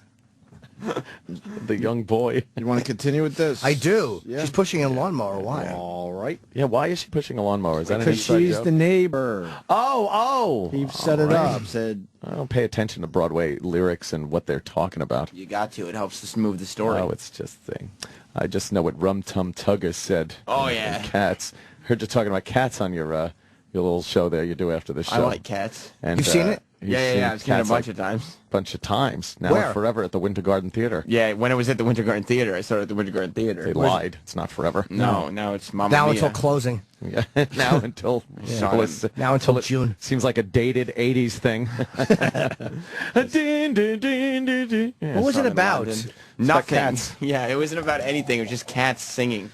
there Yes. was no real point There was to the no whole thing? story to the whole. Wasn't it loosely based on like T.S. Eliot? I guess, but there was no sort of. I felt No, like there was wasn't a no story to thread. it. No, There there was had to be some story. kind of story. What was the story? No, like each cat had their own story, and a they were little story. It was a they- Monte. Yeah. Yeah, the whole play was just each cat going up and telling their story. About what? Being a Being a cat? cat. About being a cat. That's it. Like You're either memories. That was a great The song. cool alley cat guy that does a lot of fucking. Yeah. Or you could be the smart cat. Yeah, it could be Or you Mr. Mistopheles. Right. You said Rum Tum Tigger. Rum Tum Tigger. You know. Oh, geez, where'd it go? Ding, ding. Okay, we get it, Anthony. Yeah, so, and then at the end, I guess one of the cats dies, and she gets taken up to the big cat heaven or And something. then it goes. Doo, in the giant fucking flying tire thing. Yep. Wow, you saw this thing. I saw Cats a couple of times. It's a good play. Never saw Cats. It was a good date play because it was, you know, back in the day, because everybody knew of it, and you almost seemed like you had some culture. Was it sold out a lot? No, you know what? Toward the end, it was just a bunch of Japanese businessmen that were given free tickets. Yeah. So they would be literally asleep in the seats, and the cats would be like creeping around in the audience. I think I saw it right before it closed. It wasn't hard to get tickets. Wasn't sold out? No, not at the end. Can we see? Let me see a clip of it. Was Like, it- a moment. Was it just sad at that point, Sam? Well, Sad. I mean, I still enjoyed it. And that, Must have been a bitch. All the fucking makeup they had to put on and shit. yeah, like come on, And they're nobody wearing even cares cat anymore. suits. No one gives a shit. They're in these heavy cat suits and wearing cat makeup. Didn't they get cancer or something? Did they? Was there some kind of lawsuit over Feline. Hang Oh, on, looks like a wait, house with 15 people on an seconds. iPad. That's No, very it's not. updated. This is a No, that's commercial. Is that where the commercial. cats go meow meow when they buy an app or something? No. Yes, cat makeup. Yes, People cat arguing. makeup. Why are people arguing with me? It's cat makeup, I swear. Good enough. There we go. We understood what you meant by it. Is this memory? It's my favorite song. Oh, I remember. Yeah. Why do they put this song in this thing? This is a great song. Is it a... This is from Cats. They put it in. They wrote it. I thought it was from another thing, and they just put it in this. Andrew Lloyd Webber wrote it for Cats. Yes. It's a beautiful song. You can never tell what the fucking actors looked like, though. They were cats. They have that So they're cat dressed like makeup. cats. That must have been hot under all that stuff. Imagine smelling the asshole part of someone's cat suit. Oh, God. Fucking Mr. yuck. Mustafali's cat suit ass. You know they want to save money. They weren't cleaning those things often. No. Cat heaven. Yeah. Oh, this song. Right. It does not. It's a great song. Oh, my God. It's just one of those dumb songs that reminds you you're getting old and you're going to die. It's Carpenters did that shit. That's as up and peppy as Send in the Clowns. Jim Croce did that shit. Yeah. Kansas did that shit. By the way, I saw Those songs that are like, oh, yeah, that's right. Dust in the wind. Oh, that's good. Eventually, really? no one's going to just dust in the wind? Basically, that song says, eventually, no one's going to remember you were on planet Earth. Especially when Thank that you, first, Kansas. Thank you. Especially when that song first came out. It's like I was smoking a lot of pot back then. Yeah. And it would just freak you out. Of course it You're did. like, we are just dust in the wind, man. This fucking music is brutal. It's just brutal. Just finger picking his guitar. Yeah, man. I don't mind a good love song, but this shit that reminds you you're going to get old and die and no one's going to remember you. It's terrible. Who needs it? No. You want to listen to Mr. Mistopheles? That's an upbeat song. Which one is that? I fell into a Magical fucking... Mr. Mistopheles. I fell into a Harry Chapin fucking spiral yesterday. It's all I was doing is watching Harry Chapin videos. I wish Miserable. you did on the expressway. But he's another one, depressing guy, man. Yes. Yes. Terrible. Why would you listen to that? He's a genius, but he was a depressing guy. Freak yourself out. Yeah, he was a depressed guy, huh? Just fucking singing about his kid that ain't fucking there anymore. Cat with a spoon or something? Yeah, something like that. Anything better than going to a wake and they have to break out like the dust in the wind or something? Oh, it's like, really? great. I guess we weren't sad enough for you. Thanks. Yeah. A neighbor of mine died in like a motorcycle accident. His family was like all a bunch of, biker kind of guys. And they didn't want a, regular kind of funeral. Yeah. And they were playing like, I got a peaceful, easy feeling. And I'm like, no, I don't. I got a horrible feeling. It's not peaceful or easy. It's terrible. Yeah, we don't need to be sadder. We're all sad. We're all Trust plenty me. sad. Trust me, we're sad here. Fucking fake me out with some music. Well, we did the same shit, so I'm guilty too, but we did the Green Day Time of Your Life, whatever the fuck the song is, and my dad's thing. Not my choice. I lost on that one. We don't need to do that, people. We're all sad. Yeah. I suggest you go with some kind of upbeat little number. Like? Happy birthday? Yeah. Something, I don't know. Yeah. Yay. What a happy song that is. That's no Cats in the Cradle. And I know Dust in the Wind was an old school. Relax, people. But I think they were kind of making fun of that whole fucking thing. Yeah. You play a depressing song at a wake. Believe me, we all fucking... Or whatever. Johnny, what do you got, buddy? Do that. Hi to the boys. Hey. Happy birthday, Jimmy. Fucking saddest song I ever reminds you that your dad's going to die any minute now is Mike and the Mechanics in the Living Years. Oh, God, yeah. God, remember that one? How does that go? The Living Years. They were on the other day. I was like, oh, yeah, Mike and the Mechanics. Good old Mike and the Mechanics. Mikey from Genesis there doing his solo thing. Oh, is that who that was? He wound up having a couple of hits. That thing, right? What's the other song? He did have another one, though. He did? Yes, definitely. What's this about? This thing will fucking... All I need is a miracle. Was that them? All I need is you. Wasn't that Mike and the Mechanics? Wasn't that Michael McDonald? No. I mean, not Michael McDonald. Yeah. Yes, they're saying yes, Sam. It is, yeah. It is. Wow, Thank you. okay. Yeah. Yeah, this thing will fucking... Oh. No, I don't have to do this. I really don't have to do this. Oh, this is terrible. Like clapping out of tune? You're doing it. Out of tune. Off key. Hey. This song doesn't get me. No. I don't hate it. But it's just like No, background dreck. There's other sadder songs. Yeah, that I like it. I don't hate it either. It's like guitar. Hate it. Kevin Smith calling in today. Ooh, what's he got going on? Feel bad for his Devils, but whatever. It's inevitable that L.A. Kings will win the Stanley Cup. Everyone relax. Isn't that what you said? And then they took 2 games, I guess? All right, but let's relax. It's L.A. Kings 3 games, Devils 2. The Kings fans are hating you on Twitter. Well, oh man, why? I just tell it like it is. Because you said there's no way the Devils are getting it. The Kings Colin Hanks have taken. They got this one wrapped up. You said. And Well, then, it wasn't 3-1. And then Devils. it was 3-zip. Now it's 3-2. Now it's 3-2. So let's all relax. The Kings got this thing. Oh, jeez. They really got this thing. Oh my God.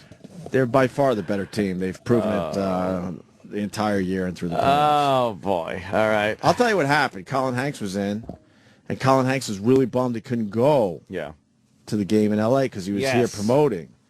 So the Kings are just waiting for Colin Hanks to get back home. Oh, is that what it was? Yeah. I remember you saying that they got it all wrapped up, don't worry about it. And I remember saying, take all your money and put it on the Devils. It's not happening. And they did win. It's not happening. Let's all relax. Again, take all your money and put it on the Devils it's not tonight. Happening. I'm telling you, relax. What is it, 6 o'clock tonight? No, I think, are they going for a 6 o'clock game? I think, right? Oh, that'd be nice.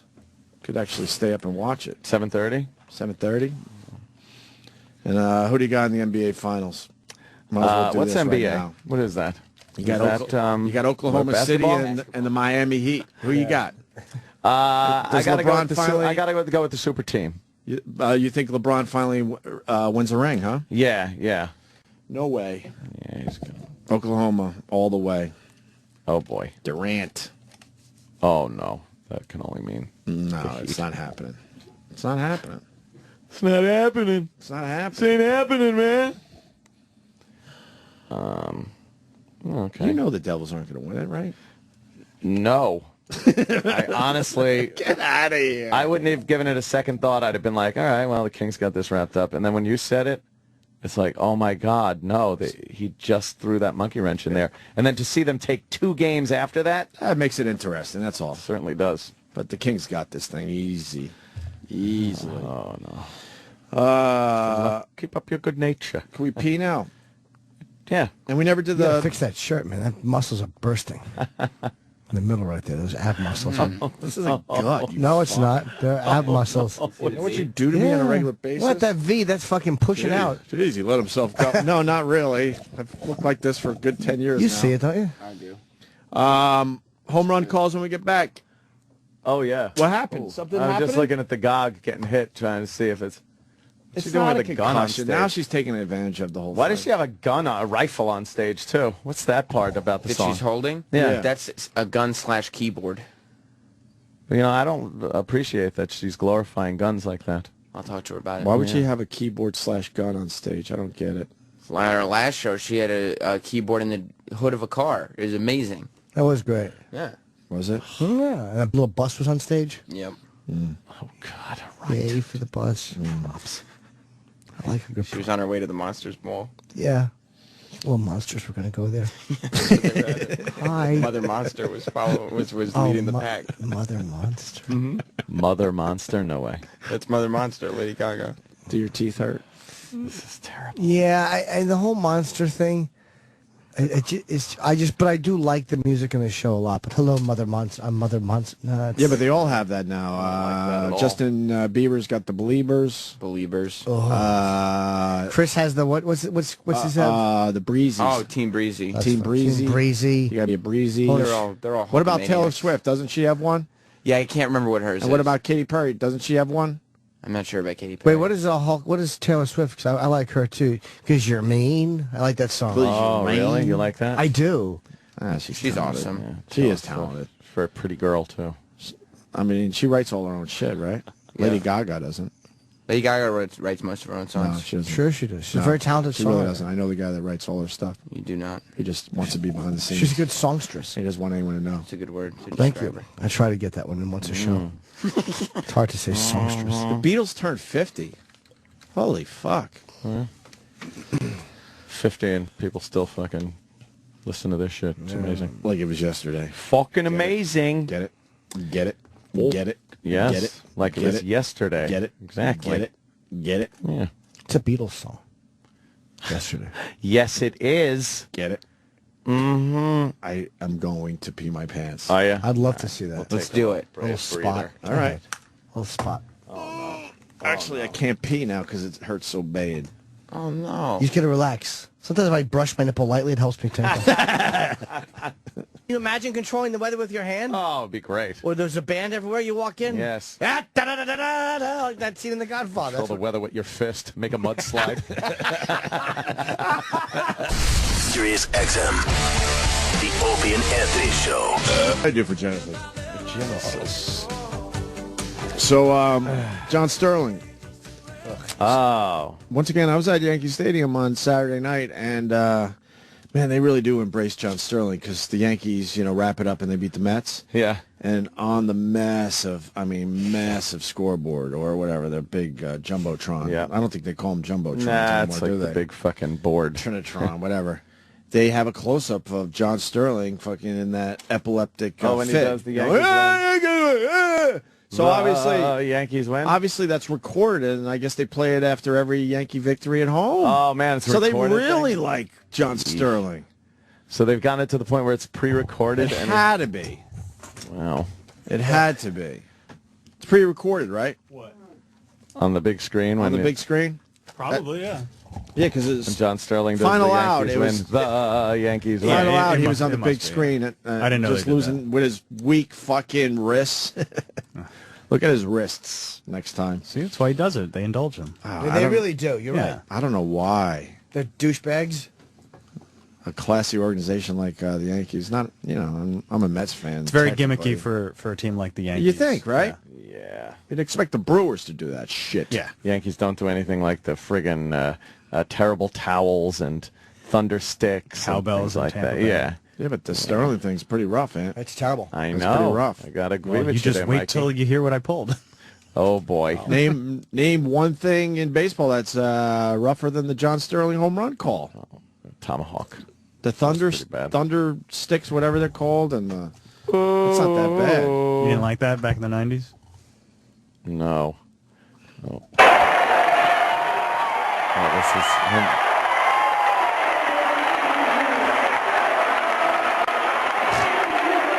You know how fucking sick of people that you must be when you're in the booth? He's like this. Yeah. The Yankees, you're not that excited. It's not about you. No. Well, it is with him. They have decided it is because when they win, that's what you see on the big screen. Yeah. Him losing his fucking mind saying the Yankees win. But here he is with some home run calls. We love the home run calls. Here's Cano with A-Rod on the first. These are from Friday night. And the pitch is swung on, drilled to right. It is high, it is far, it is gone. He's done it again. Perfect. Robbie Stop right Cano there, please. with Please stop right there. Two-run home runs. Okay, you can stop. In his first two Stop. times at bat. Done. Robbie Cano, don't you know? His two-run blast gives the Yankees a 4-0 lead. How don't you know? How do the fucking Yankees think that's good? And why do you have to do it every time? How about break it out every once in a while, maybe? Don't you know? That's as good as it's going to get as far as these clips go. Oh, really? Oh, boy. Oh, He drilled no. it a fur piece in the second deck, the 2-0. Swung on and hit in the air to deep left. That ball is high. It is far. It is gone. That's good. Nick Swisher drills one deep in the seats and left down the line. That's great. Nick Swisher rounding positively Swishalicious. And Cano and Swisher go back to back, belly to belly, and the Yankees take a 5-0 lead. He does a little He is chuckle. fucking terrible. I'm gonna have to hear the end of that again because I like his little laugh. Back to back, to belly to belly. Swishalicious. And Cano and Swisher go back to back, belly to belly, and the Yankees take a 5-0 lead. I tell you one thing, though, because even Esty at the cellar, who fucking never does anything but love the Yankees. And she would always defend him, and I would talk to her the other night, and she's like, I can't even listen to him anymore. She cannot listen to him. You've lost Esty. Wow. Everyone is turning on John Sterling and thinking he stinks now. Back to back. I can't find anybody who enjoys it. Like, not one person I've talked to likes it. That's what's so confusing about Terrible. that thing. They're out of touch. That's what that means. And the belly to belly. That's it, I guess? No, there's a third track on there. Yeah. Nice. Yeah. All right. Nice. Now Santana to the wind in the 2-2. Swung on and drilled to deep left. It is high. It is far. It is gone. What a shot. Well, that's nice. Andrew Jones hit a long home run to deep left. He's Mary Andrew. Keeping up with the Joneses, and the Yankees go back to back to back. Wait, what was the first part? He's Mary Andrew? Is what I... It's new. He didn't do Mary Andrew last year. Keeping up with the Joneses. But what's the Mary Andrew part? Last year, it was Andrew Jones makes his bones. Oh. Makes duty? Yeah. Fucking... Andrew Jones made his bones while you were doing cheerleaders. Oh, Green. What? Mary Andrew. Is a film? It's an American musical film from 1958. And I guess Keeping Up with the Joneses is probably in that. And no, it's an expression. It's two different things. Yeah, but I bet. Oh, is it? Yeah. Yeah, Keeping Up with the Joneses is an expression. To back, and a belly to belly to belly, and the Yankees have a 6-0 lead. A triple. Shit. Now that was another shot. Oh, and then it just gets better. I give you guys a little dessert. Another shot. What did she say? Next shot. John! Here's a really important observation from Susan What did fucking Waldman. yogurt mouth say? Or the moistest mouth in the fucking planet? Yeah, what did old yogurt gum say? I really should listen every day because I would just bring you guys discs. We of need more Susan Susan Waldman. I love Susan The Yankee Waldman. organization's out of their fucking minds because then they have Susan Waldman that has the heavy Boston accent. Yeah. And Yankee fans hate how is that the supposed Red to work? Sox. And after every home run call, she just bulldozes right in and just gives what you'll hear, just an inane observation. John. Nothing lead. Now that was another shot. Nick Swisher came running down the dugout. I thought he was going to run out the field to greet Andrew Jones. And boy, what a shot that was. Oh, my God. Fuck her. I thought he was going to run up the field. She thinks crazy. Yeah, stop telling us what they're doing. I thought. Yeah. Oh, Pettit's having a Gatorade. No one gives a fuck. I thought. Run out of the stadium. What? Yeah, Nick Swisher ran out of the dugout. I thought he was going to tongue kiss Cano. It's just you? stuff Did you that think doesn't that? have to be said. No. It stinks. Oh, that's hilariously It awful. stinks. Oh, where is it? Yeah, we got to hear her again. Swisher came running down the dugout. I thought he was going to run out the field to greet Andrew Jones. And boy, what a shot that She was. realized she got a zero just on got that. nothing. So she goes, and Do you think Sterling hates her? But he's going to He run up never the responds. field. Yeah, because he wants doesn't? it all about No. himself. No. He didn't give her anything on that? That's why she awkwardly laughed. I like that when she laughs at herself and then she stops because she realizes that's it and then goes, Yeah. and like the whole tone is changed. Run up the field. Wait, she's looking for a buddy to commiserate with? Oh, yeah. Yeah, turning her head left and right, looking right. Am I right, guys? Can we hear that one more time now with this in mind? Fantastic. Swisher came running down the dugout.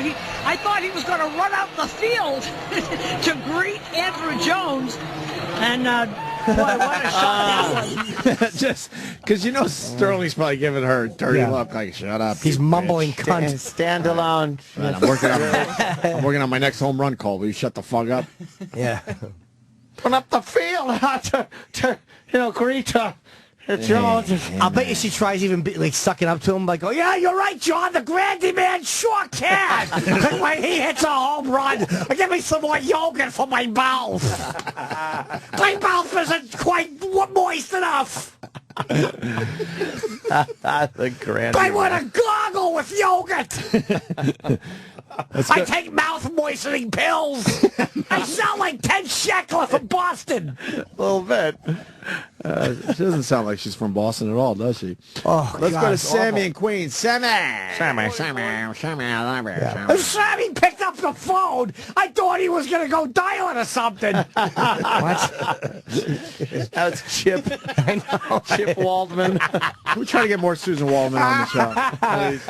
Yeah, what are you going to do, John? You gonna what's Roger Clemens? What kind of box is he in or something?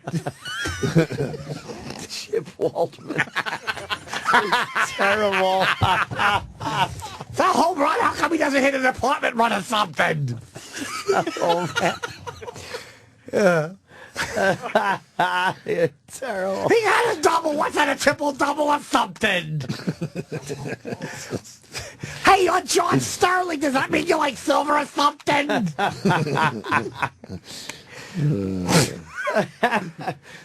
Yeah. Oh, yeah, they're both going to go bye-bye because ESPN is purchasing the radio broadcast rights. I knew that. Oh, good. Are they? Yeah, they're going to go bye-bye. Oh, Fucking wow. ESPN's not going to put up with that shit. Man, what is it, CBS FM? Yeah, it's They've CBS. had it for a while. Yep. Let's say hi to Sammy. Yeah, good morning, boys. Yeah, Sammy. Yeah, Who is Sammy Davis Jr. or something? goddamn Chyp. Before every game, in her horrible accent, she has to announce John Sterling as the voice of the Yankees, like he's entering the studio. Meanwhile, he's been sitting next to her the whole pregame. What am I supposed to do? Do something that's like the ears of the Yankees or something? No, there, Chyp Waldman.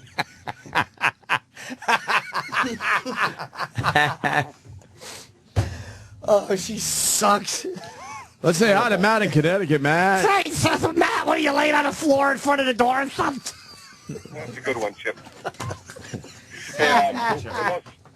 The most embarrassing part about going to a Yankee game is in the seventh inning stretch, they play God Bless America, but it sounds like they're holding a microphone to an old Victrola. It's just the worst recording of a song. And then they play it out, and it's just awful. So couldn't they get something better than that? Oh. What? I know what he's talking about. I've heard it. Sure, but that doesn't make it a good call. It's supposed to be like... What, Victrola? What is he? What is Vic just writing on the message boards? He's a troll. Victrola.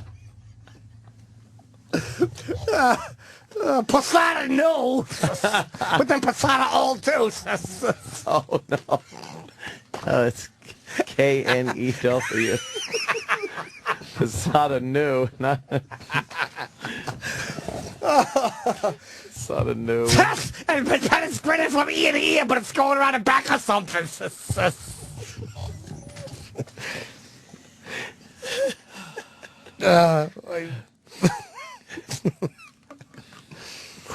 This will be one of those one break characters. Those two. Until I bring more Susan Waldman. You got to bring more Susan Waldman. Yeah. What about Susan Waldman? Let me go see if I can get something. Oh, really? Yeah, sure. Why not? How about on YouTube? Yeah, they got it. There's got to be some good stuff. Yeah. Z. Susan Waldman. Oh, God, she's awful. She's terrible. Look at her. She's Oh, my God. All her pictures are great. Oh, my God. Oh, God. She looks exactly like she sounds like. Yes. Yeah. Exactly. I look like I had a face transplant after a chimp attack or something. Oh, my God. She does look Yeah, like I look like they're putting Botox in my face with a fire hose or something. Wow. Wow. Chyp Waldman. I love being Chyp Waldman. Chyp Waldman's great. Why does she whole even? new material? Why does she even bother doing her hair? Oh, Yeah, it's what- awful. Why Holy do anything? fuck, save some time. A necklace, lipstick, earrings. Why? Yeah. I'm wrong. Yankees are going to keep Susan and John Sterling after the contract. All right. All right. Fair enough, Jury in Jersey. Did we play this one already? Sometimes you get complacent. Sometimes you forget how hard it is. We didn't forget. And then he said something that everybody in the room, we all looked at each other. He said this Yankee team has a great future. It's got a lot of young kids. There is no question about the ability of these people. They're very impressive. He said, you think it's going to last forever. And Talking about Sandusky. yeah, he's your friend. He said, this has been the best 12 years of my life. I wouldn't have missed this for anybody. Now, I was okay, actually, until I went into the clubhouse, and the coaches are sitting in Torrey's office. And I saw those big black cocks or something. In the clubhouse. I left Boston, Massachusetts with one bad accent and a dream to fuck up a baseball game. And too bad.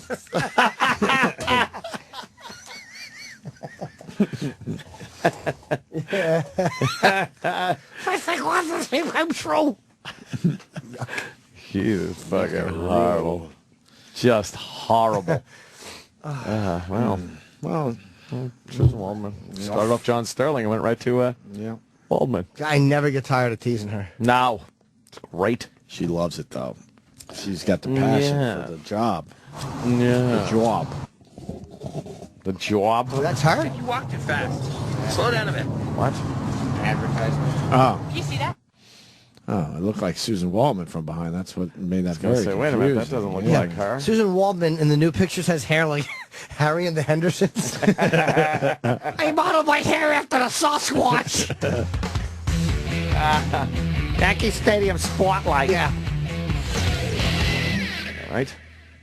Hi everyone, Joe Oriema here at the new Yankee Stadium. This is the home opener, and I'm here with the one, the only Susan Waldman. Hey Susan, how are you doing? I hope I'm the only one. I don't want another one. I hope there's not two of me or something. I hope I'm the only one. What is she saying? I hope I'm the only one. I don't know. It doesn't make any sense. I hope no one else has my Bee Gees at age 50 wig on. Oh my God. Hold on. I got to take this call from one of our regulars, Mongo the trucker. Mongo. Hey, she looks like Dustin Hoffman in Tootsie. She does. Perfect phone call, by the way. Perfect phone call. He hung up after that. In and out. Let's see this. And you're the best. Now, let me ask you about this new ballpark. What's your, we're here for the first two exhibition games. What's your first impression? Well, my first impression is it's going to be Christopher Walken or something. Hey, I do lots of impressions. Here's John Sterling or something. What are you, Grandy Manning or something? It's impressions that she does. Of course. What are your impressions? And then she does impressions. Exhibition games, what's your first impression? Well, I have kind of mixed feelings. I loved the other place. My whole career took place in that other place. And before that career... Place. So I like to say place a lot. Something about a place, John. Because when people look at me, they bet on me to show a place. Posada's in the place. Something about a uniform. You have a uniform? Her hair is hideous. It's terrible. What does she look like? That hairdo is fucking... Oh, she needs some conditioner. Yeah. Who does she look like? Oof. Fucking monster. No, but her face...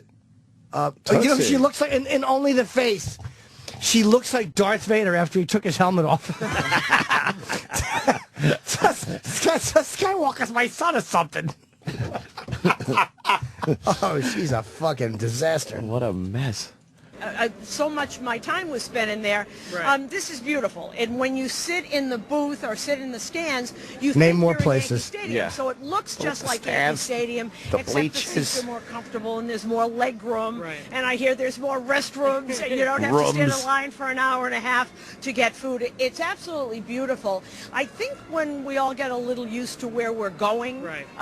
It'll be a little better and it'll feel more like home. But it sure is a gorgeous place. And you mentioned the old Yankee Stadium. It's a bore. Well, let me tell you. Travis will get some good calls. Sounds like she's, like her nose is constantly stuffed with loose, moist snot. Blah. All right, there she is. Why don't we pride of our team. Why don't we break now because we got Kevin Smith calling in. Oh, all right. I don't. What is he promoting? The movie that he's Smodcast Pictures is distributing movies now. Smodcast Pictures. And so he's picked up this movie. He's turning into a mogul. This Kevin Smith. And he didn't direct this one. He just he bought the rights to it, and they're distributing it the same way they did Red State on the on the bus on the road trip. Big, and he's a big Devils fan. It's too bad. Too bad that Devils are not going to World Cup this year. What's he laughing at? Everybody quoting Chyp Waldman. Kevin Smith next. Stay there. Sirius XM. This is the Opie and Anthony Show. Shit. What? Bobo's on the line. I was trying to avoid him. I wanted to hear this too, though, because apparently he's got a new character. All right. Bobo. Yeah.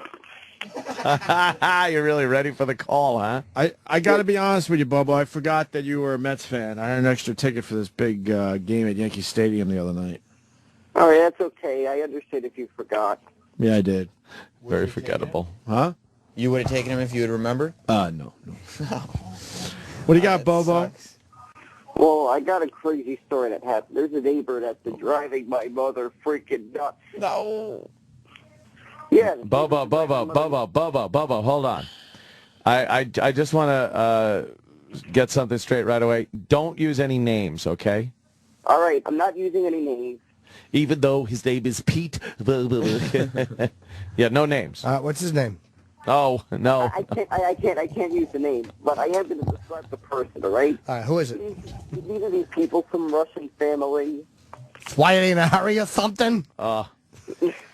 Why, do they eat dinner on magnetic trays with real linen napkins?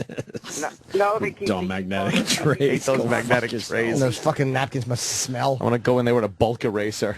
Just take care of his magnetic tray so they all fall on the floor. I should bring my fucking James Pierce shirt in there and get the thing taken off it with his trays. All right, go ahead. Well, they keep bothering my mother. They keep bothering my Bothering. They keep buttering. How are they bothering her? Buttering. Are they booing her womb and vagina? Well, for one thing, they got two cats that roam the hallways. There's like a hallway between the upstairs and downstairs. Like they live upstairs, but these cats keep pissing, and they keep masking the smell with some cologne. Like that's supposed to help make anything better. Uh-huh. Okay. It's just worse. It makes it even worse. The mixture of smell of cat piss and cologne. Sounds great. This is a crazy story, though. Fucking nuts. It is crazy. Holy shit. Kevin Smith, what's up, buddy? Man, I don't want to interrupt on that crazy story. Hey, Kevin. Oh, don't you worry, sir. You're way more important. Not at all. Hardly important. I'm a lot larger, that's for sure. How's everybody doing out there? I feel bad for you. I feel bad for you with this Devils thing, man. It's just a matter of time before the Kings take it, huh? Now I know what it feels like to be an Islanders fan. Constant state of loss. No, it's been fantastic. I mean, this is what you want out of a Stanley Cup, like drama. For the first 3 games, everyone's like, it's in the bag. The Kings got the cup. And then suddenly a turnaround. That's what makes the finals fun. That's what makes the Stanley Cup fun. Nobody wants to see us sweep. Well, maybe Los Angeles did, but they don't. Yeah. Right. Well, I'll tell you, Opie did say the other day that the Kings have this one in the bag. It's all done, and then the Devils took 2. So yeah, I know. That's what we need. We need more of that, Opie. Saying, yeah. Well, I got a weird sports curse, some people would say. But I was telling that before the show. I like going for a good underdog, usually. Right. And that's why a lot of these things... Why won't you go for the Devils? Islanders, man. I can't do it. I can't do it. I got to be an Islanders fan. It's been fantastic, though. It was tough the other night. Saturday night, I was watching the game, and then I could only watch 2 periods, and then we had a show. Me and Muse had a show at night. Oh, nice. So for the first hour of the show, I kept apologizing. Oh, I'm sorry, I'm not here. My head is back in that game. And then finally somebody was like, Devils won from the background. Oh, wow. You couldn't even watch the rest of it. No, because we were on stage, and I thought about, like, bringing up my laptop, just quietly putting the game. Yeah. These people paid good money. Yeah, but you know what? You would have made something out of it. You're good that way. You would have put it into your show somehow. The only problem with that is I was at a comic book convention. Oh, okay. So right, yeah. in the world I can rock any sports references is at a comic book. You got to Those kind of are know your audience, right? 2 completely different worlds. It would be like me going to a gathering of devils, and I'm like, what's with Anakin Skywalker? Hey, somebody tweeted me the other day, Kevin. What's up there, sir? Hi, buddy. Yeah, somebody brought you up the other day. No lie, I swear to God. I was at the comic book convention. It was in Albuquerque, New Mexico. Really great show. Stan Lee introduced us, so that was wow. cool. So I'm on stage, and people, we get to the part of the show, we do a little Q&A. So people are yelling out questions and stuff. Somebody goes, is blah, blah, blah going to be in Hit Somebody? And I was like, yeah, man, that's the aim. It was Muse. They were like, is Jay going to be in Hit Somebody? I said, yeah. From the back of the auditorium, is Jimmy Norton going to be in Hit Somebody? And I said, yes, he's my pukey goalie. and somebody tweeted me that. I didn't know if they were saying that or if it came from you. That's the first time. Thank you. Yeah, that's you. You've got the nervous stomach, just like we talked about. Yes. Glenn Hall. Do I have to take skating lessons? No, because you're a goalie. So all you have to do is be able to stand balance on your skates. Okay, I was thinking of taking skating lessons. Or maybe you give them fake skates. Totally, man. Where they look like skates, but they're little shoes. That's what we did to Rogan on Zach and Miri. At one point in Zach and Miri, we've got a hockey scene.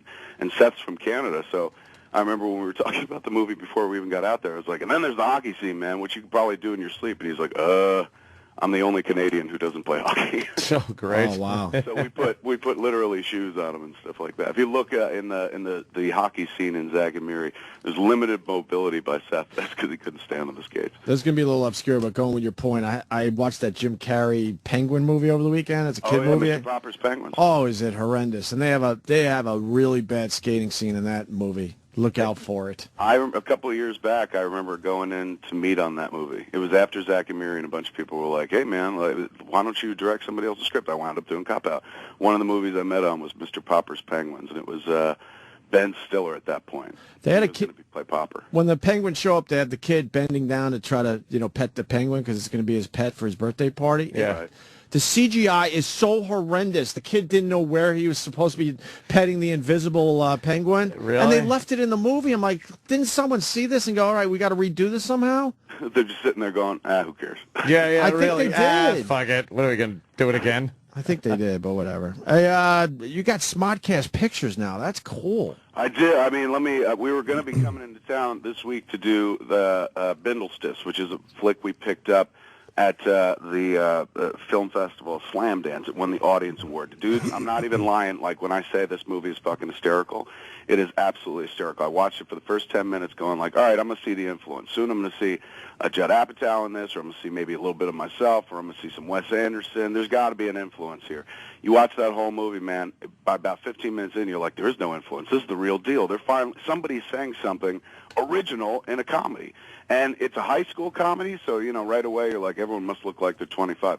They were actually kids when they shot it in high school. It's frightening, dude. Wow. Really, really good. Anyway, we were going to be taking that out this week, but unfortunately we had a spoilers emergency. There's this show that we're doing on Hulu right now called Spoilers. Okay. And there's a very cool guest that we couldn't get any other week but this week, so we have to postpone the tour. Yeah. So we're doing it in August. But it is a cool thing, Smodcast Pictures presents. And when I come back in August with it, I'll let you all know where you can see it and whatnot. That was supposed to be this week, but then last night we had to pull the plug and move it to August. So, all right, I'm confused. So people can't see Bindlestiffs yet? Yeah, they can. It's going to be delayed just a little bit longer, unfortunately. But, I mean, they can't see it as we talk to you. We got to wait till August. Yes. Okay, gotcha. It's a good problem and a bad problem. We've had a lot of stuff kind of happen with our little company over the course of the last 6 months, and or even longer. The last year has been wonderful for Smodco. From all that podcasting, man, came that Comic Book Men show on AMC. Mm-hmm. Then there came this show that we're doing on Hulu called Spoilers, which is so much fun, man. It's like a movie review show, but we don't review movies. We just talk about them and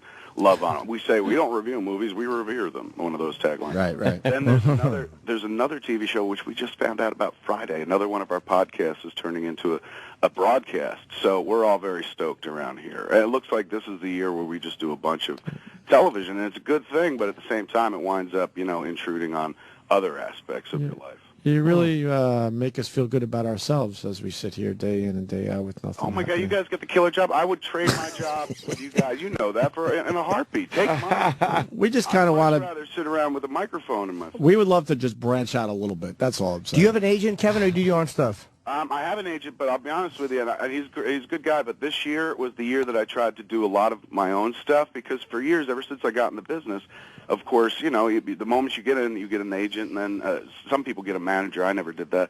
But with an agent, they're Rolodex, and they open doors, and blah, blah, blah. So for years, everything I did through my agent. That's the way it's done.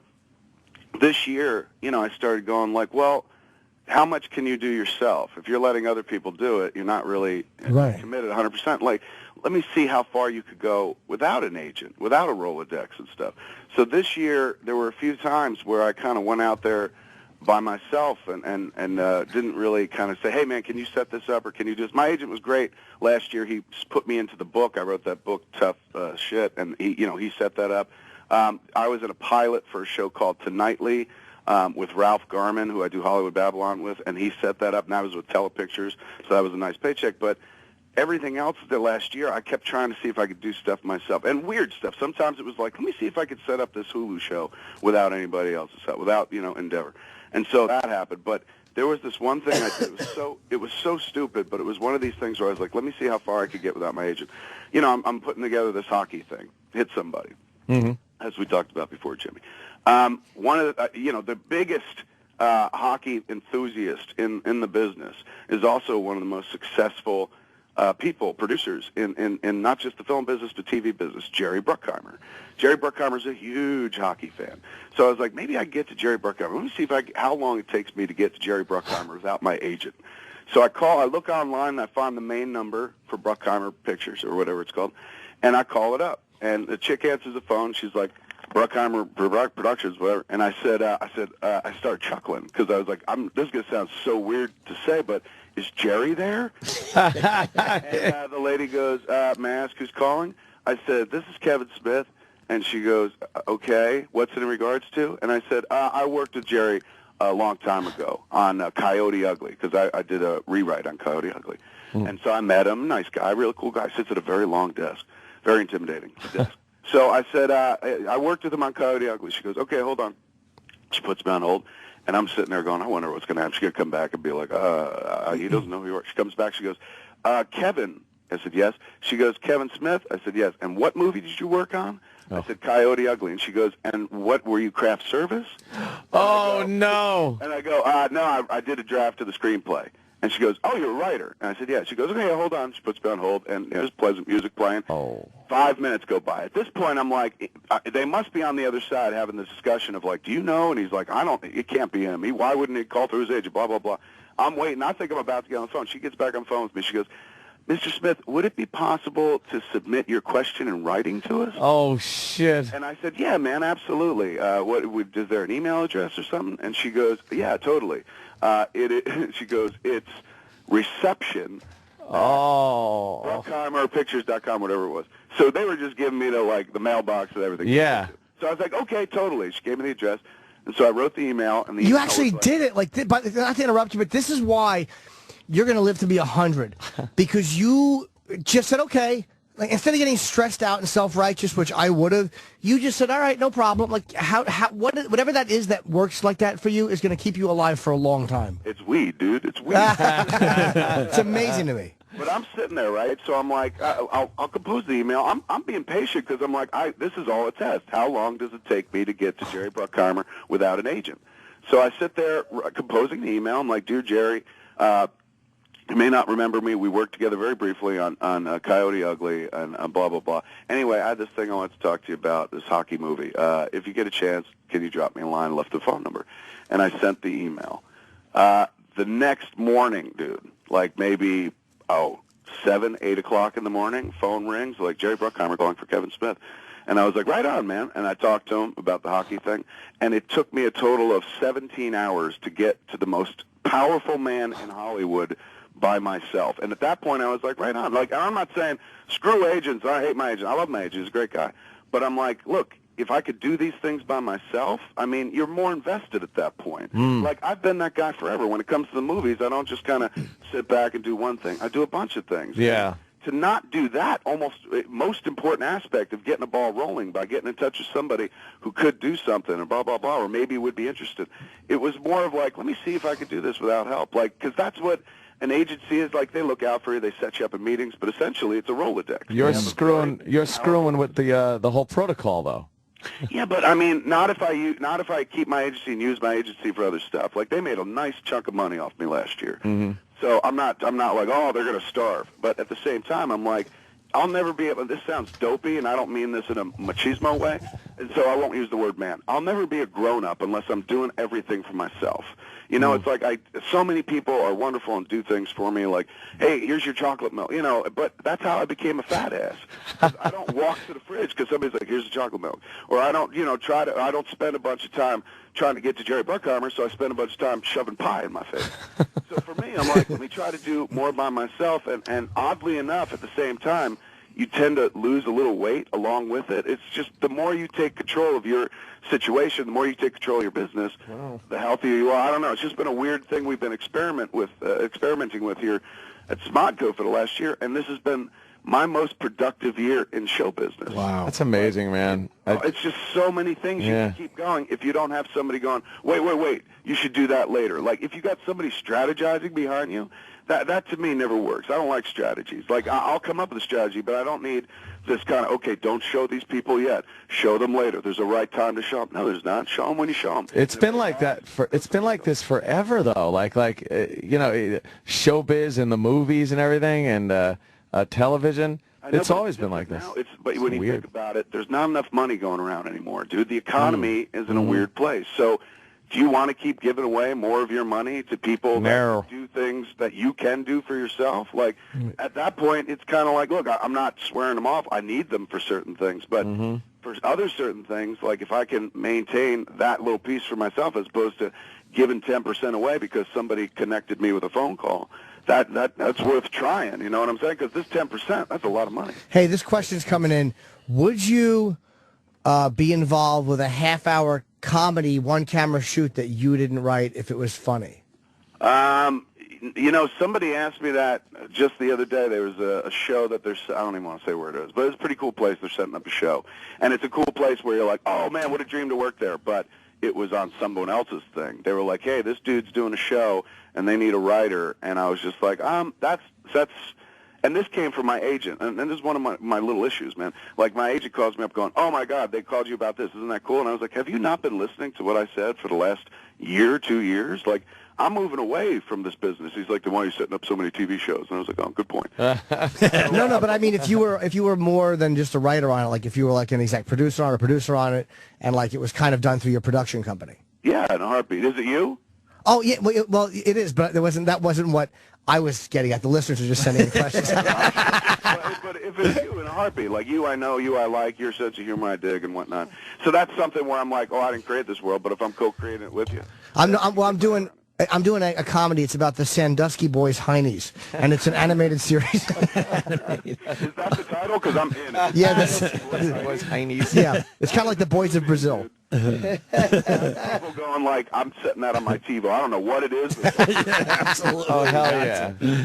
Hey, Kevin, just to help you out a little bit, I know you're going to come back in August for it, but what is Bindlestiffs about? Bindlestiffs it's remember in like high school, probably while I was in high school, maybe while you guys were in high school too, that's when all that stuff started about Catcher in the Rye, where people are like, we got to ban this book, man. It's no good for kids, and blah, blah, blah. Yeah. This is a story about, like, one of those days in high school where somebody's like, we're banning Catcher in the Rye. It's no longer be allowed to read in class.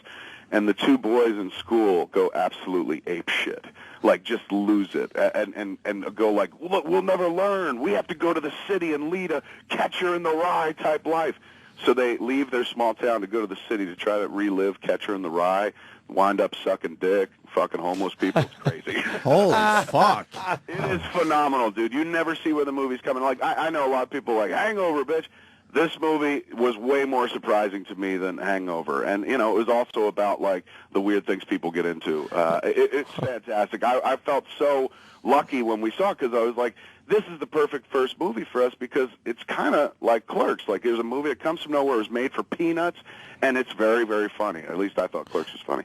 So to me, I was like, this should be the first movie that we take out in the road. And the boys are so cool. The boys, this dude named Andrew directed it.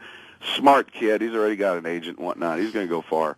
But it's so delightful when you watch a movie and, like, every laugh is original. You don't go like, all right, they're making a Star Wars joke or something like that. These cats stand on their own, man. They'll be working forever, Andrew and Luke. And the movie itself is so damn funny. And it's nice to be able to watch a funny movie and not be like, I'm jealous, I'm pissed, why didn't I do this? Like, now I just want to hitch my wagon to their star and be like, I know these guys. Now, will it be in theaters, or are you going to do, like, the Red State thing? We do, like, the Red State tour. We take it theater to theater. And we were doing New York and Philly and then Texas next week, but we'll do the same thing in August and then add a few more. Right on. And we'll go to mostly, like, kind of brew and view type places or art houses.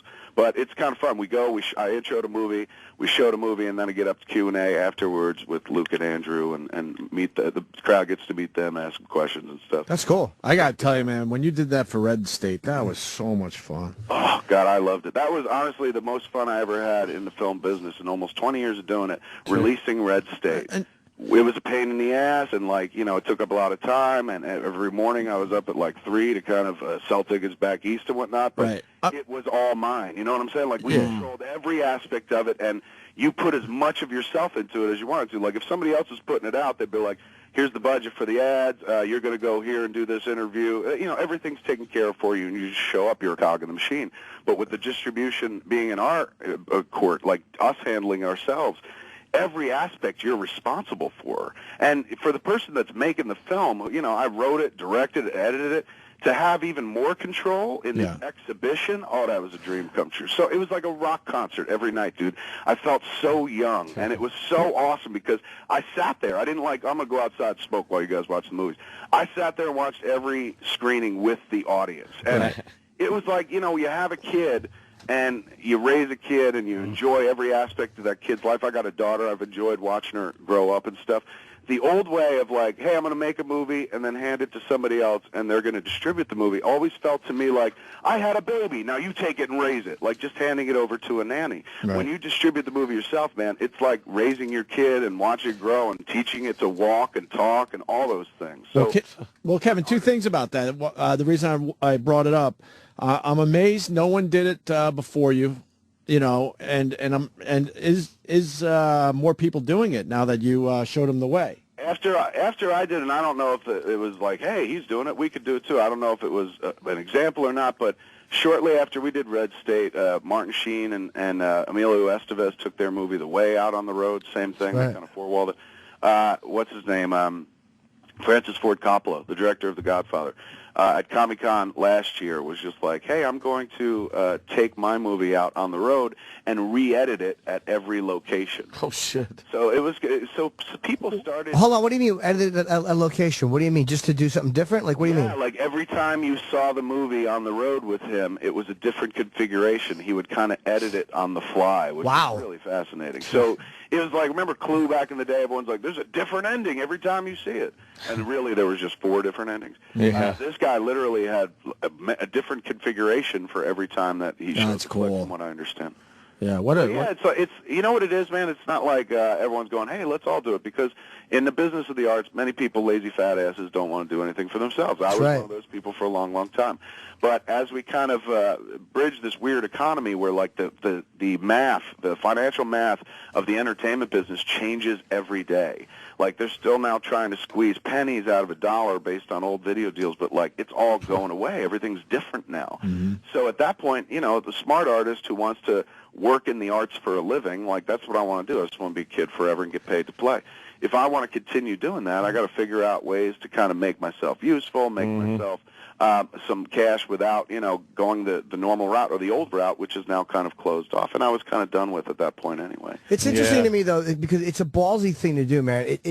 I feel like no matter what I do, however I venture out, it's going to flop. And I guess that's what everybody's scared of, which is why the guys who like, you know, Louis puts out his thing online, you take Red State on the road. That's why these are considered ballsy moves, because it is scary to do it. But it's kind of like you said, though. Like, I think every artist that puts himself into something, whether you're an actor, whether you're a musician, whether you're a director, writer, what have you, no matter, dancer, we're all afraid of flopping. Like, that's the secret fear. It's like, I don't care who you are, if you're the most confident cat in the business, there's always going to be a moment of like, what if I'm wrong? What if this sucks? Because this is so arbitrary, this job. It's not like math where it's just like everything's got to add up or the rocket won't go into space. It's arbitrary. It's a matter of taste. And tastes change all the time. Like, you know, I was in a hotel room the other night when I was at Albuquerque, and I was like, you know what, holy crap, American Reunion's on. I didn't see it. I'll watch American Reunion.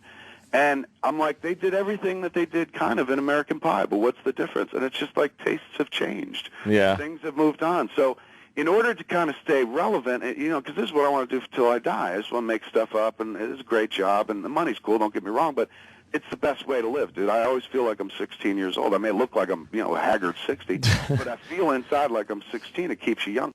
So if I want to do that, I got to keep creating new ways to stay fresh. And for me, my new mantra is you got to surprise the audience every few months with something completely out of left field. When we announced the spoiler show on Hulu, man, people were like, what? And then it was on a week and a half later. So we were like, hey, we're doing this thing. And people were like, what is that thing? Wait, you're doing a movie review show? And then a week and a half later, boom, here is that thing. Yeah. So, and that's something that most people didn't expect because they were like, he hates critics. And I was like, yeah, well, if you hate something, change it. I want to ask you. Did you see Prometheus? I did. What'd you think? We talk about it today. It's on. Oh, okay. Yeah, the show, Hulu spoiler. If you go to Hulu right now, Hulu.com, the new episode of Spoilers just went up this morning, and it's we see Prometheus, and then we sit down and talk to the writer Damon Lindelof. Oh wow, yeah. He's been catching some heat from some steadfast alien people. They're mad because not enough aliens in it. I guess because it was supposed to originally be a straightforward prequel, and then they decided to make it kind of a prequel and a standalone story because they were going to go in that direction, and then doing both kind of did neither almost. I don't know. Yeah, when you watch it, I remember I sat down, I was looking for aliens, and then it turns out, oh, it's Alien, which makes sense because Ridley Scott made it. Yeah. So if you're looking for, the bank slam of aliens and why don't you put her in charge, all that stuff. Yeah. Just rewatch Aliens, but this one is closer to the tone of Alien in as much as it's definitely more like gothic haunted house movies. Yeah, definitely. That's what I thought. There were just a couple of aspects of the story I was kind of not sure about a couple of things. Visually, it was fucking amazing. It was like a 70s album cover. It was so beautiful. Yeah, 70s album cover. It was on the IMAX screen. The Prometheus landing sequence was fucking unbelievable. It was vast, just fucking huge. And but the story, something about it was just kind of a little disjointed. I don't know. Did you think that Prometheus landed on its engines? It had these kind of rotating engines that allowed it to do was that helicopter that goes? Yeah, like an Osprey or a Harrier jet. Like a Harrier jet. Yeah. But I'm watching it land, and I was like, wait, where's the landing gear? It looked like it landed, like its engines inverted and then landed on it. It turned, and the engines almost had landing gear on the bottom of them. Yeah, it was weird. Looked great, though. It did look great, and to me, it actually made more sense. I'm like, wouldn't you want your engines right on the ground for takeoff? Because that would thrust you a little harder. You would think. I was doing a little science in the sci-fi. I was also thinking of the other day I started thinking about Predators because I was the Alien Predator thing and all that, and you start really thinking the Predators have ships. Right. And they had to be fucking built by somebody, but the Predators themselves are so like almost native savage kind of things with technology. But did they build it? Are there the fucking Predator bean counters that have to make sure that the ships come in at cost? What's that? Well, you think about it, in every culture, there's going to be the strong and the weak. So obviously the Predators that we see from their culture are the dominant, and then there are a bunch of dudes who are more cuckolds, if you will, who are they look like predators, but they're like, you, do the dishes. Yeah, they never show those predators. So the guy that's being yelled at by his boss because the fucking, the little shoulder-mounted laser thing didn't come in at cost. Or you never see the scene where the predator can't work the fry machine at McDonald's. Yeah. It's just, I don't know. They never show those guys. And the big claws on him doesn't seem conducive to turning nuts and bolts. I don't fucking know. Someone back on their planet with smaller fingers. Maybe that's it. Another species. Did you see Predators when they put everyone on a planet with a bunch of predators? Yeah, I thought that was pretty cool. Yeah. Yeah. They keep trying to find new ways to be like, and now this thing meets this, and now it this. Yeah. But I'll go with it, man. Once you like those characters, you're like, all right, I'll see this permutation. Yeah, hell yeah. So what's the deal with the high school kids or something? You got something going? Roland was saying that. You're involved in some project that some kids are doing? That's Bindlestiffs. Is that been? Oh, okay. I thought it was something. No, I swear. Me and Jimmy are looking at each other like he might have had a stroke or something. No, I thought it was a different. I thought it was a different project. Okay, yeah. Kids and the boys. What about the oh my God! Me and Jimmy looked at each other. Dress. Yeah. No, I thought it was something. I thought it was a different project that Roland was talking Hey, about. man, have you talked to Jerry Bruckheimer since you guys... Shut up. I want to see. We got a copy of Bindlestiffs. I can't wait to see it now. Dude, it's funny. Watch it. I'm serious. I wouldn't lead you wrong. It's fucking funny. You will laugh. You'll laugh hard, and you'll be like, holy shit. Can I do screenings until you get here in August? I'll set up a few places and. Hell yeah. Help us out, brother. I know my doorman would love a copy of this movie. Oh, yeah, Mr. Bootleg. All right, my doorman might bootleg movies illegally. I don't know. $10 a pop? How much do you charge? He fucking hits me up all the time. He's like, I got a really good copy. They're not talking much. They're not talking much. It's unbelievable. Shot over somebody's fucking shoulder in a movie. Oh, I guarantee he has Prometheus already. But it's like, you see some people's heads for a little while, but 10 minutes in, it's great. I got one of those guys in my life. Can I ask him something real quick? Yeah. We started a YouTube channel not too long ago. It's called YouTube/CSMOD, SEESMOD. And there's clips on it, man, and I think you would find fascinating. There's me singing Grease. There's me in we do a show. We do a show called Smarchive, and it's basically all video clips from the past, everything pre-Clerks, things that led us up to what we do for a living. Oh, so wow. the first one we did was like me and Muse had a video camera, and we were just driving around one night. I'm 20, he's 16, and it's unbelievable. Wow. Like he is a proto version of Muse, and it's me without a beard talking in a very thick Jersey accent. So we put that up. People fell in love with it. And then the one that I put up last week was from Grease. It was me and my mom introduced the clips, and I keep throwing to me singing Grease Lightning. Dude, you've never seen a fatter Kinnicky. Go peep it out. You'll be very, very happy. There's also cartoons on the channel. We do Hollywood Babylon there. Jay and Silent Bob Get Old there. There's a funny show called Comic Head where the dude reviews comics in a very, very funny way. It's fun stuff. It's all free, man. That's my model. My model is like just make a bunch of shit, make anything you want, and give it away for free. You just can't expect to get paid for the things you love. But then you find that thing that like people love, that they want, and hopefully you get paid on that. So we keep creating free content, man. Even the Hulu show on Spoilers, you don't even need to have a subscription. It helps if you do, but if you don't, you could literally watch the show there for free. Oh, there you are, Jesus. Pretty good goddamn idea. It's all about free, dude. Give it away for free, and then when you show up in their hometown with a live show, then, they'd come see you. Right. Giving them so much free. Like, people in the podcasting business keep trying to, like, make money off of advertising. That's how, they try to turn it into TV or radio and go, like, this is the only way to make money. We put ads on our podcasts, and that's how we collect money. That's fine. That's one way to do it. But I honestly feel like podcasts are simply meant to be commercials for the live show. If you're sitting there listening to all those, just like you guys, every morning they sit there and listen to you for free. And whenever and if ever you guys go out and decide to do a live show, what happens? It sells out, man, because people are like, we love these guys, and we've been hearing them for free for so long, so this is their payback. So that's been the financial model we've been working off. And as much as people will tell you, like, yeah, I've got audible.com on my podcast and stuff, that's great. I don't begrudge them that at all, but that's peanuts, dude. The real money is like when you put up a bunch of podcasts and then you walk out into a 3,200-seat theater and it's packed, and you ask those people, how many people are here because they heard the podcast? And 90% of the hands go up and people are cheering and stuff. Wow. That to me is the trade-off. Like, keep your advertising money and stuff. That's fine.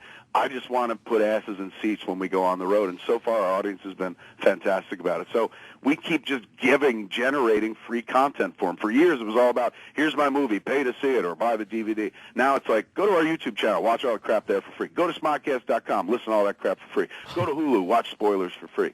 And it just keeps building, man. And because of that, then we could go out on the road and sell more shows. It's amazing. A brand new type of strategy. He's on to something good, man. Though? It's the oldest strategy in the book. Artists, like music artists back in the day, they play their song on the radio, and then when they go tour, you go see them live. Same kind of thing. I think you might be onto something, Kevin Smith. It's working so far. Yeah. Even if it's not insanely lucrative, which, by the way, it is, it's fun. More than anything else, I'm having a good time. Like, every morning I get up and I go, what do we do today, man? Like, because you just keep creating stuff, put it in motion, and see what happens. That's great, man.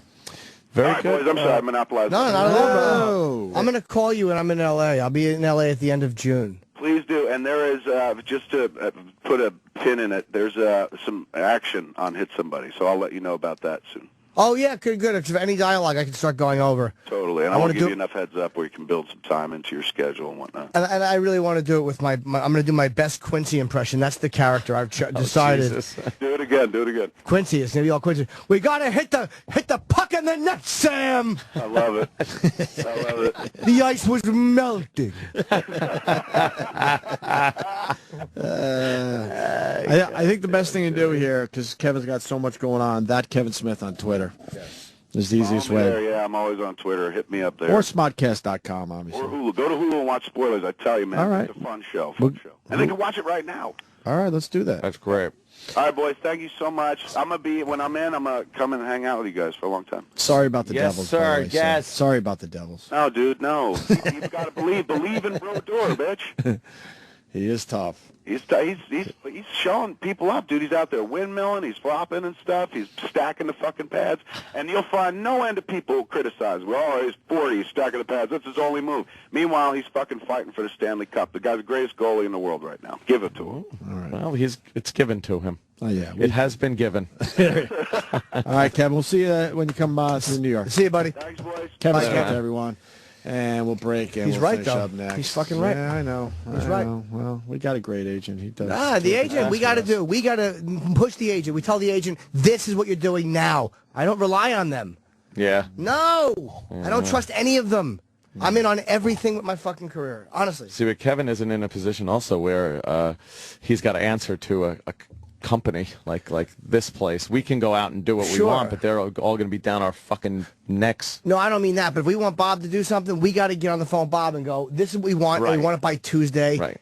And that's it. And then follow up at management and go, did Bob talk to you? Did you talk to Bob? Whatever the fuck it is. Yeah. Stay on top of all of them. I don't let any of them fucking breathe. I agree with you. I agree with you, Jimmy. We're going to come back with another Susan Waldman clip. Oh, nice. That Travis just handed me. Is it good? No, it's terrible.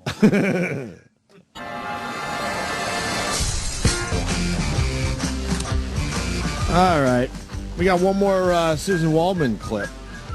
Did we do everything from the weekend? That fucking Triple Crown thing was a bummer, huh? What a bust. I'll have another fucking... Scratched. Huh?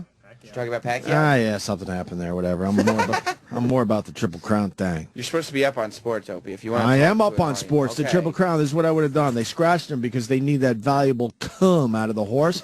So I would have squeezed the balls of I'll have another and get all the cum out. So Personally? they can make. So they can. Yeah, what the fuck, man? $1 million horses that's going to produce. Multi-million-dollar horses. So you squeeze the cum out of I'll have another. You freeze that shit so you can make more thoroughbreds. And then you run that shit to see if you can do the Triple Crown, even though he had a bad tendon. What happened? You gotta get the jizz. You can't get the jizz and freeze it like that. What do you horse mean? jizz very delicate. You can't freeze horse jizz. No, it's like you get paid like $100,000 or something. They were saying per fucking horse that gets fertilized with it. Right. But if it would have lost or gotten injured and had to be put down. Yeah, that's an investment. Yeah, that's that's why I thought you could scratch it. That's why I thought you could get all the jizz out. But you're telling me that shit doesn't stay? No, I don't think you're able to really freeze it. I didn't know that. While he's there with a broken leg, you're just jerking him off before they kill him on the fucking side of the court, trying to get a load out of him. Some chicks just blowing the horse laying down there. Like some guy's standing over it with a gun to his head. Quick, finger his ass. Once he shoots, so will I. What was the tendon injury? Do you know? What did it step on? Tendinitis. Tendinitis. Just had some tendinitis. So you run that shit. Run it out. Walk it off. I bet that's a part of it, though, man. The amount of money they would lose if he fucking died. No, that's exactly why they did. I'm fucking around, but you gotta protect the sperm over having a Triple Crown. Yeah, definitely. That's where they make their money. Oh wow, that's a drag. Who ended up winning the race? I didn't give a fuck about Belmont because of this whole thing. I didn't do anything. They were so bummed out. I heard on the news that they were expecting 100,000 people at the event. Yeah. And it went down to 50. Yep. They lost half because he wasn't running in the this horse thing. that won was Waldman's Saliva. Oh, really? Wow, what a coincidence. Here comes Waldman's Saliva around the turn.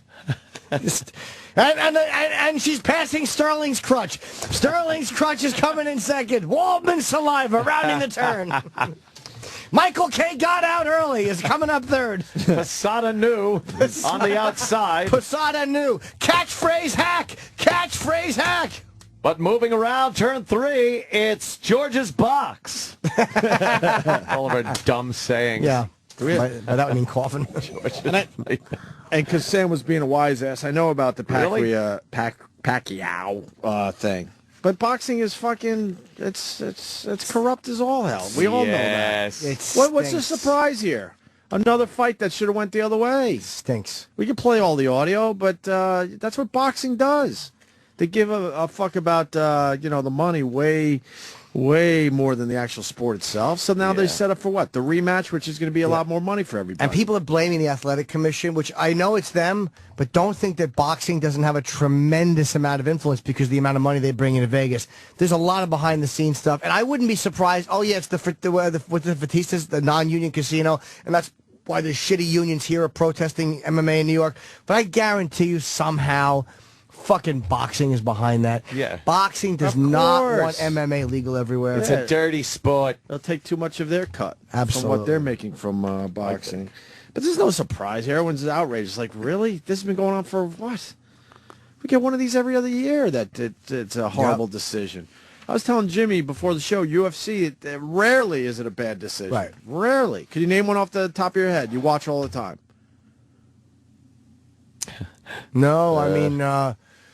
you know what I mean? John Jones the victory being taken from him because of the elbow, which was illegal, but that annoyed me. But that might have been the right call, technically. Right. He should be 16-0 or 17-0. Yeah. I mean, so you want to play the audio from Pacquiao? God, hard to say for me. We don't need to, right? Well, what's the audio? Is it them objecting? Oh, it's the judge's decision, the announcer's commentary. Oh, yeah, I would like to hear that. I'm actually curious. All surprise. Tim Bradley's post-fight interview, basically saying, what the fuck? And then Bob Arum going, I don't know what the fuck happened. Arum's a cunt. Oh, geez, this is wrong. We better have a rematch so we can see who really won the fight. Yeah, he's a cunt. It's all so predictable. Michael Buffer is standing by with the official results. Let's go to him right now. Ladies and gentlemen, here at the MGM Grand, we go to the scorecards. Jerry Roth scores about 115-113 for Pacquiao. CJ Ross scores it 115-113 for Bradley. And Dwayne Ford scores it 115-113 to the winner by split decision. And new WBO welterweight champion of the world, the Desert Storm, Timothy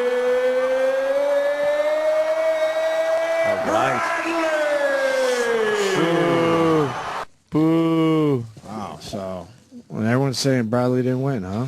Everyone is saying he didn't win, and especially if you're taking a guy's belt, you have to really beat him. Yeah. You have to really fucking beat a guy to take his belt. Did anybody seeing this fight think that Pacquiao really lost and people are wrong? Maybe I'm wrong. No, not really. Well, I'll tell you, I don't think we're blind. I think Harold Letterman is the best scorer alive, and I think that is a terrible, bogus decision. I'm dumbfounded. I don't know what to say. I mean, just when they started off the 115 and 113, and I am no comment. I'm totally confused. I'm as confused as anyone could possibly be. Chinky Pacquiao's reaction at ringside. Timothy Bradley has scored an upset split decision victory over Manny Pacquiao. God only knows how. Yeah, and I mean, if both announcers are saying what a hard, and they were right there. It sounded like it was going to be a unanimous decision if they were asked. No, they would have just said it. Wouldn't they say unanimous decision first? No, I'm saying these guys are assuming it was the other way, and it was going to be unanimous how they're talking. Here's Bradley. Terrible. I didn't hear what Bradley had to say. You think he's like, yeah, of course I won, or is he surprised? Well, let's find out. You hear the reaction of the crowd. Ringside, we had Pacquiao up by a considerable margin. It seemed to us that you guys thought you'd lost the fight at the end of the fight. Tell me about it. No, you know what? It was a good fight. It was a good competitive fight. Every round was pretty close. Pacquiao, you know, he won some of the early rounds. The later rounds, I controlled the action with my jab, moving.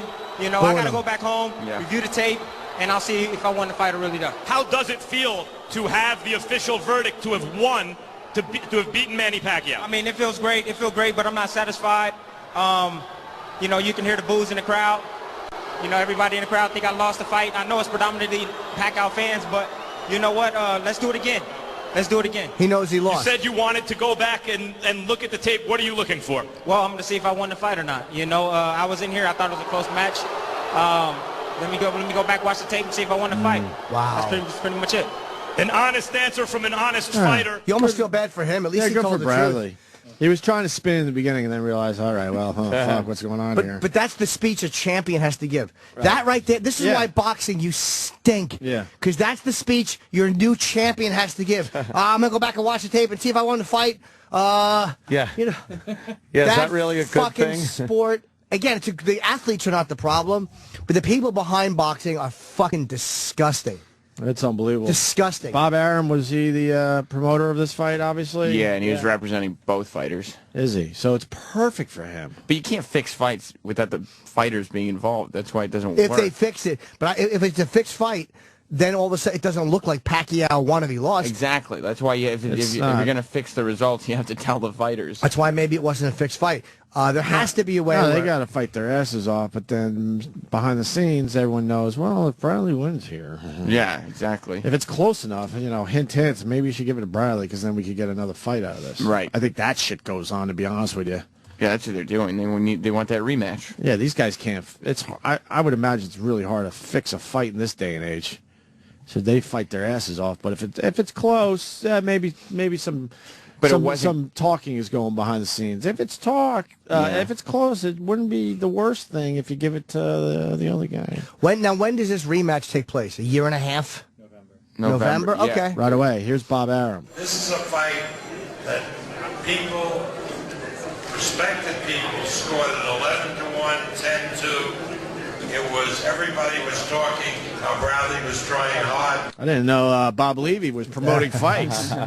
But it was a mismatch, and then to hear scores like we heard tonight, it's unfathomable.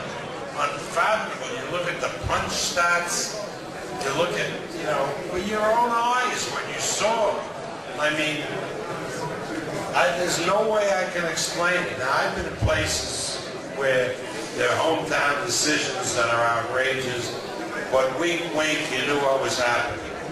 I don't think anything was happening here, except these people don't know how to score. Wow, that's Bob Arum? They really don't. Wow. They really don't.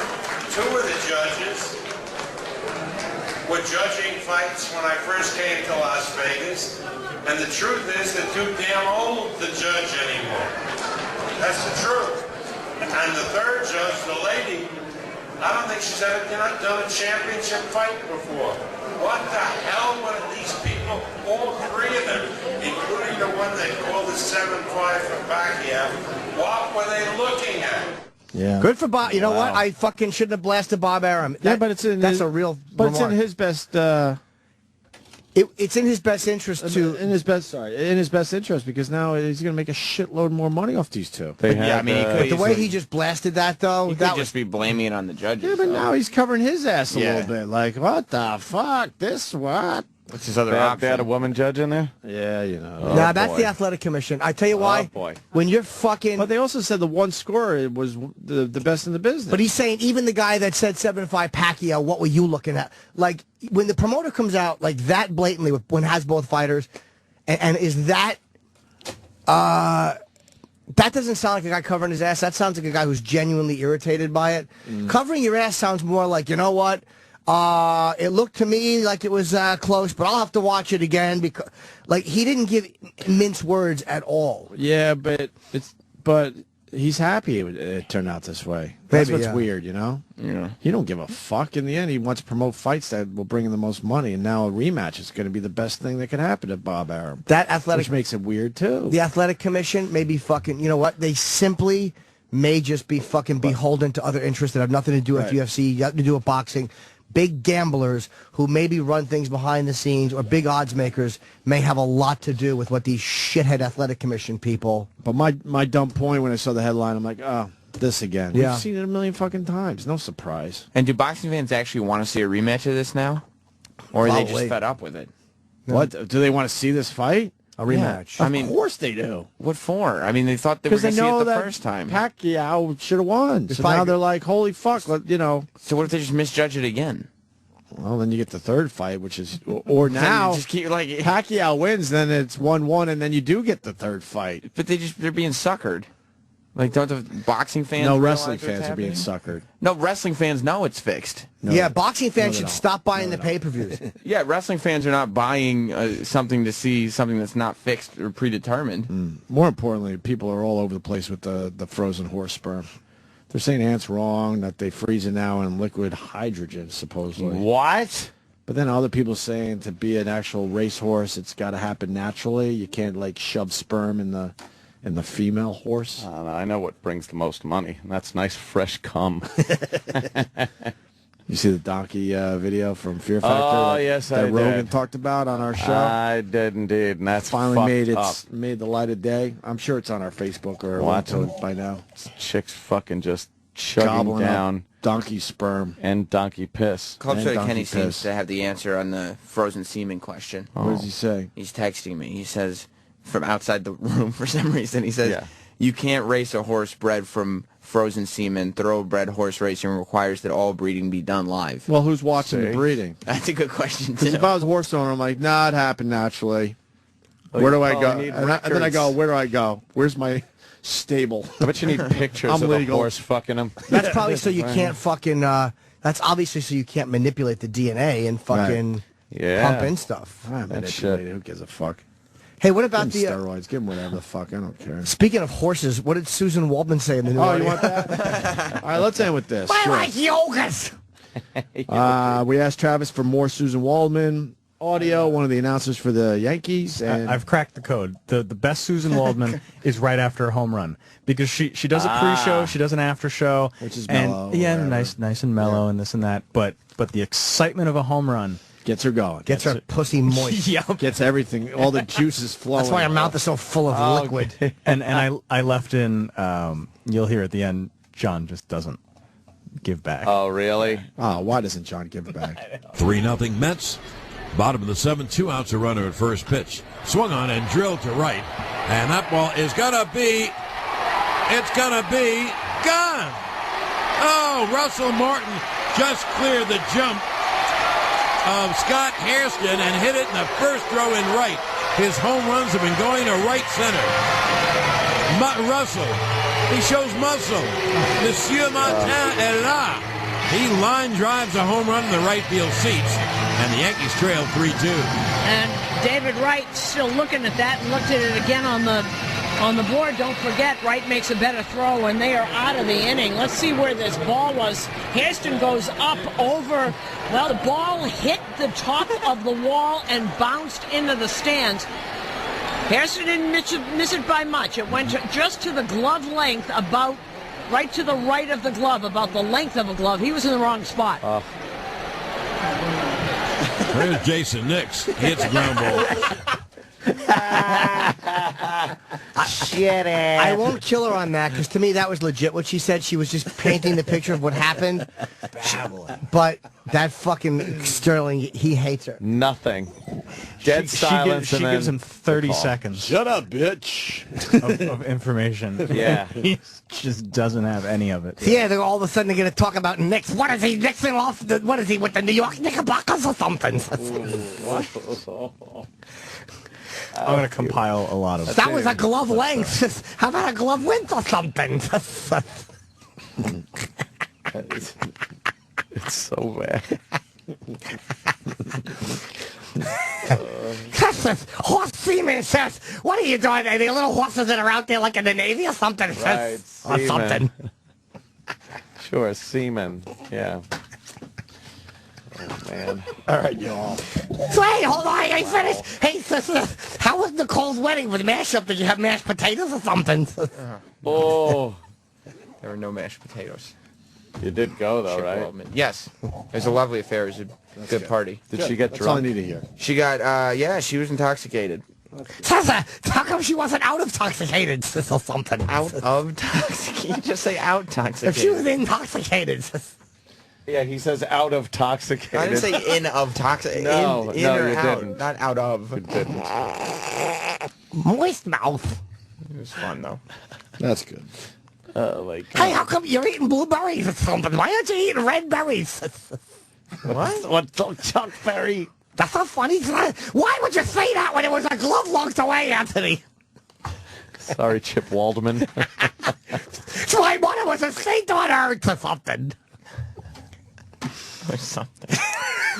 Why would she exclaim or something? Force a habit. Yeah. Yeah.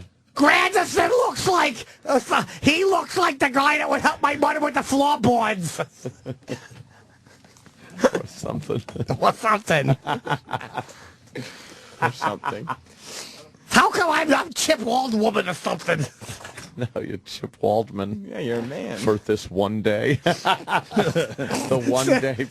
Yeah, don't count on it. It was supposed to be a one-break character or something. I feel this one catching on because I feel like Daffy Duck or something.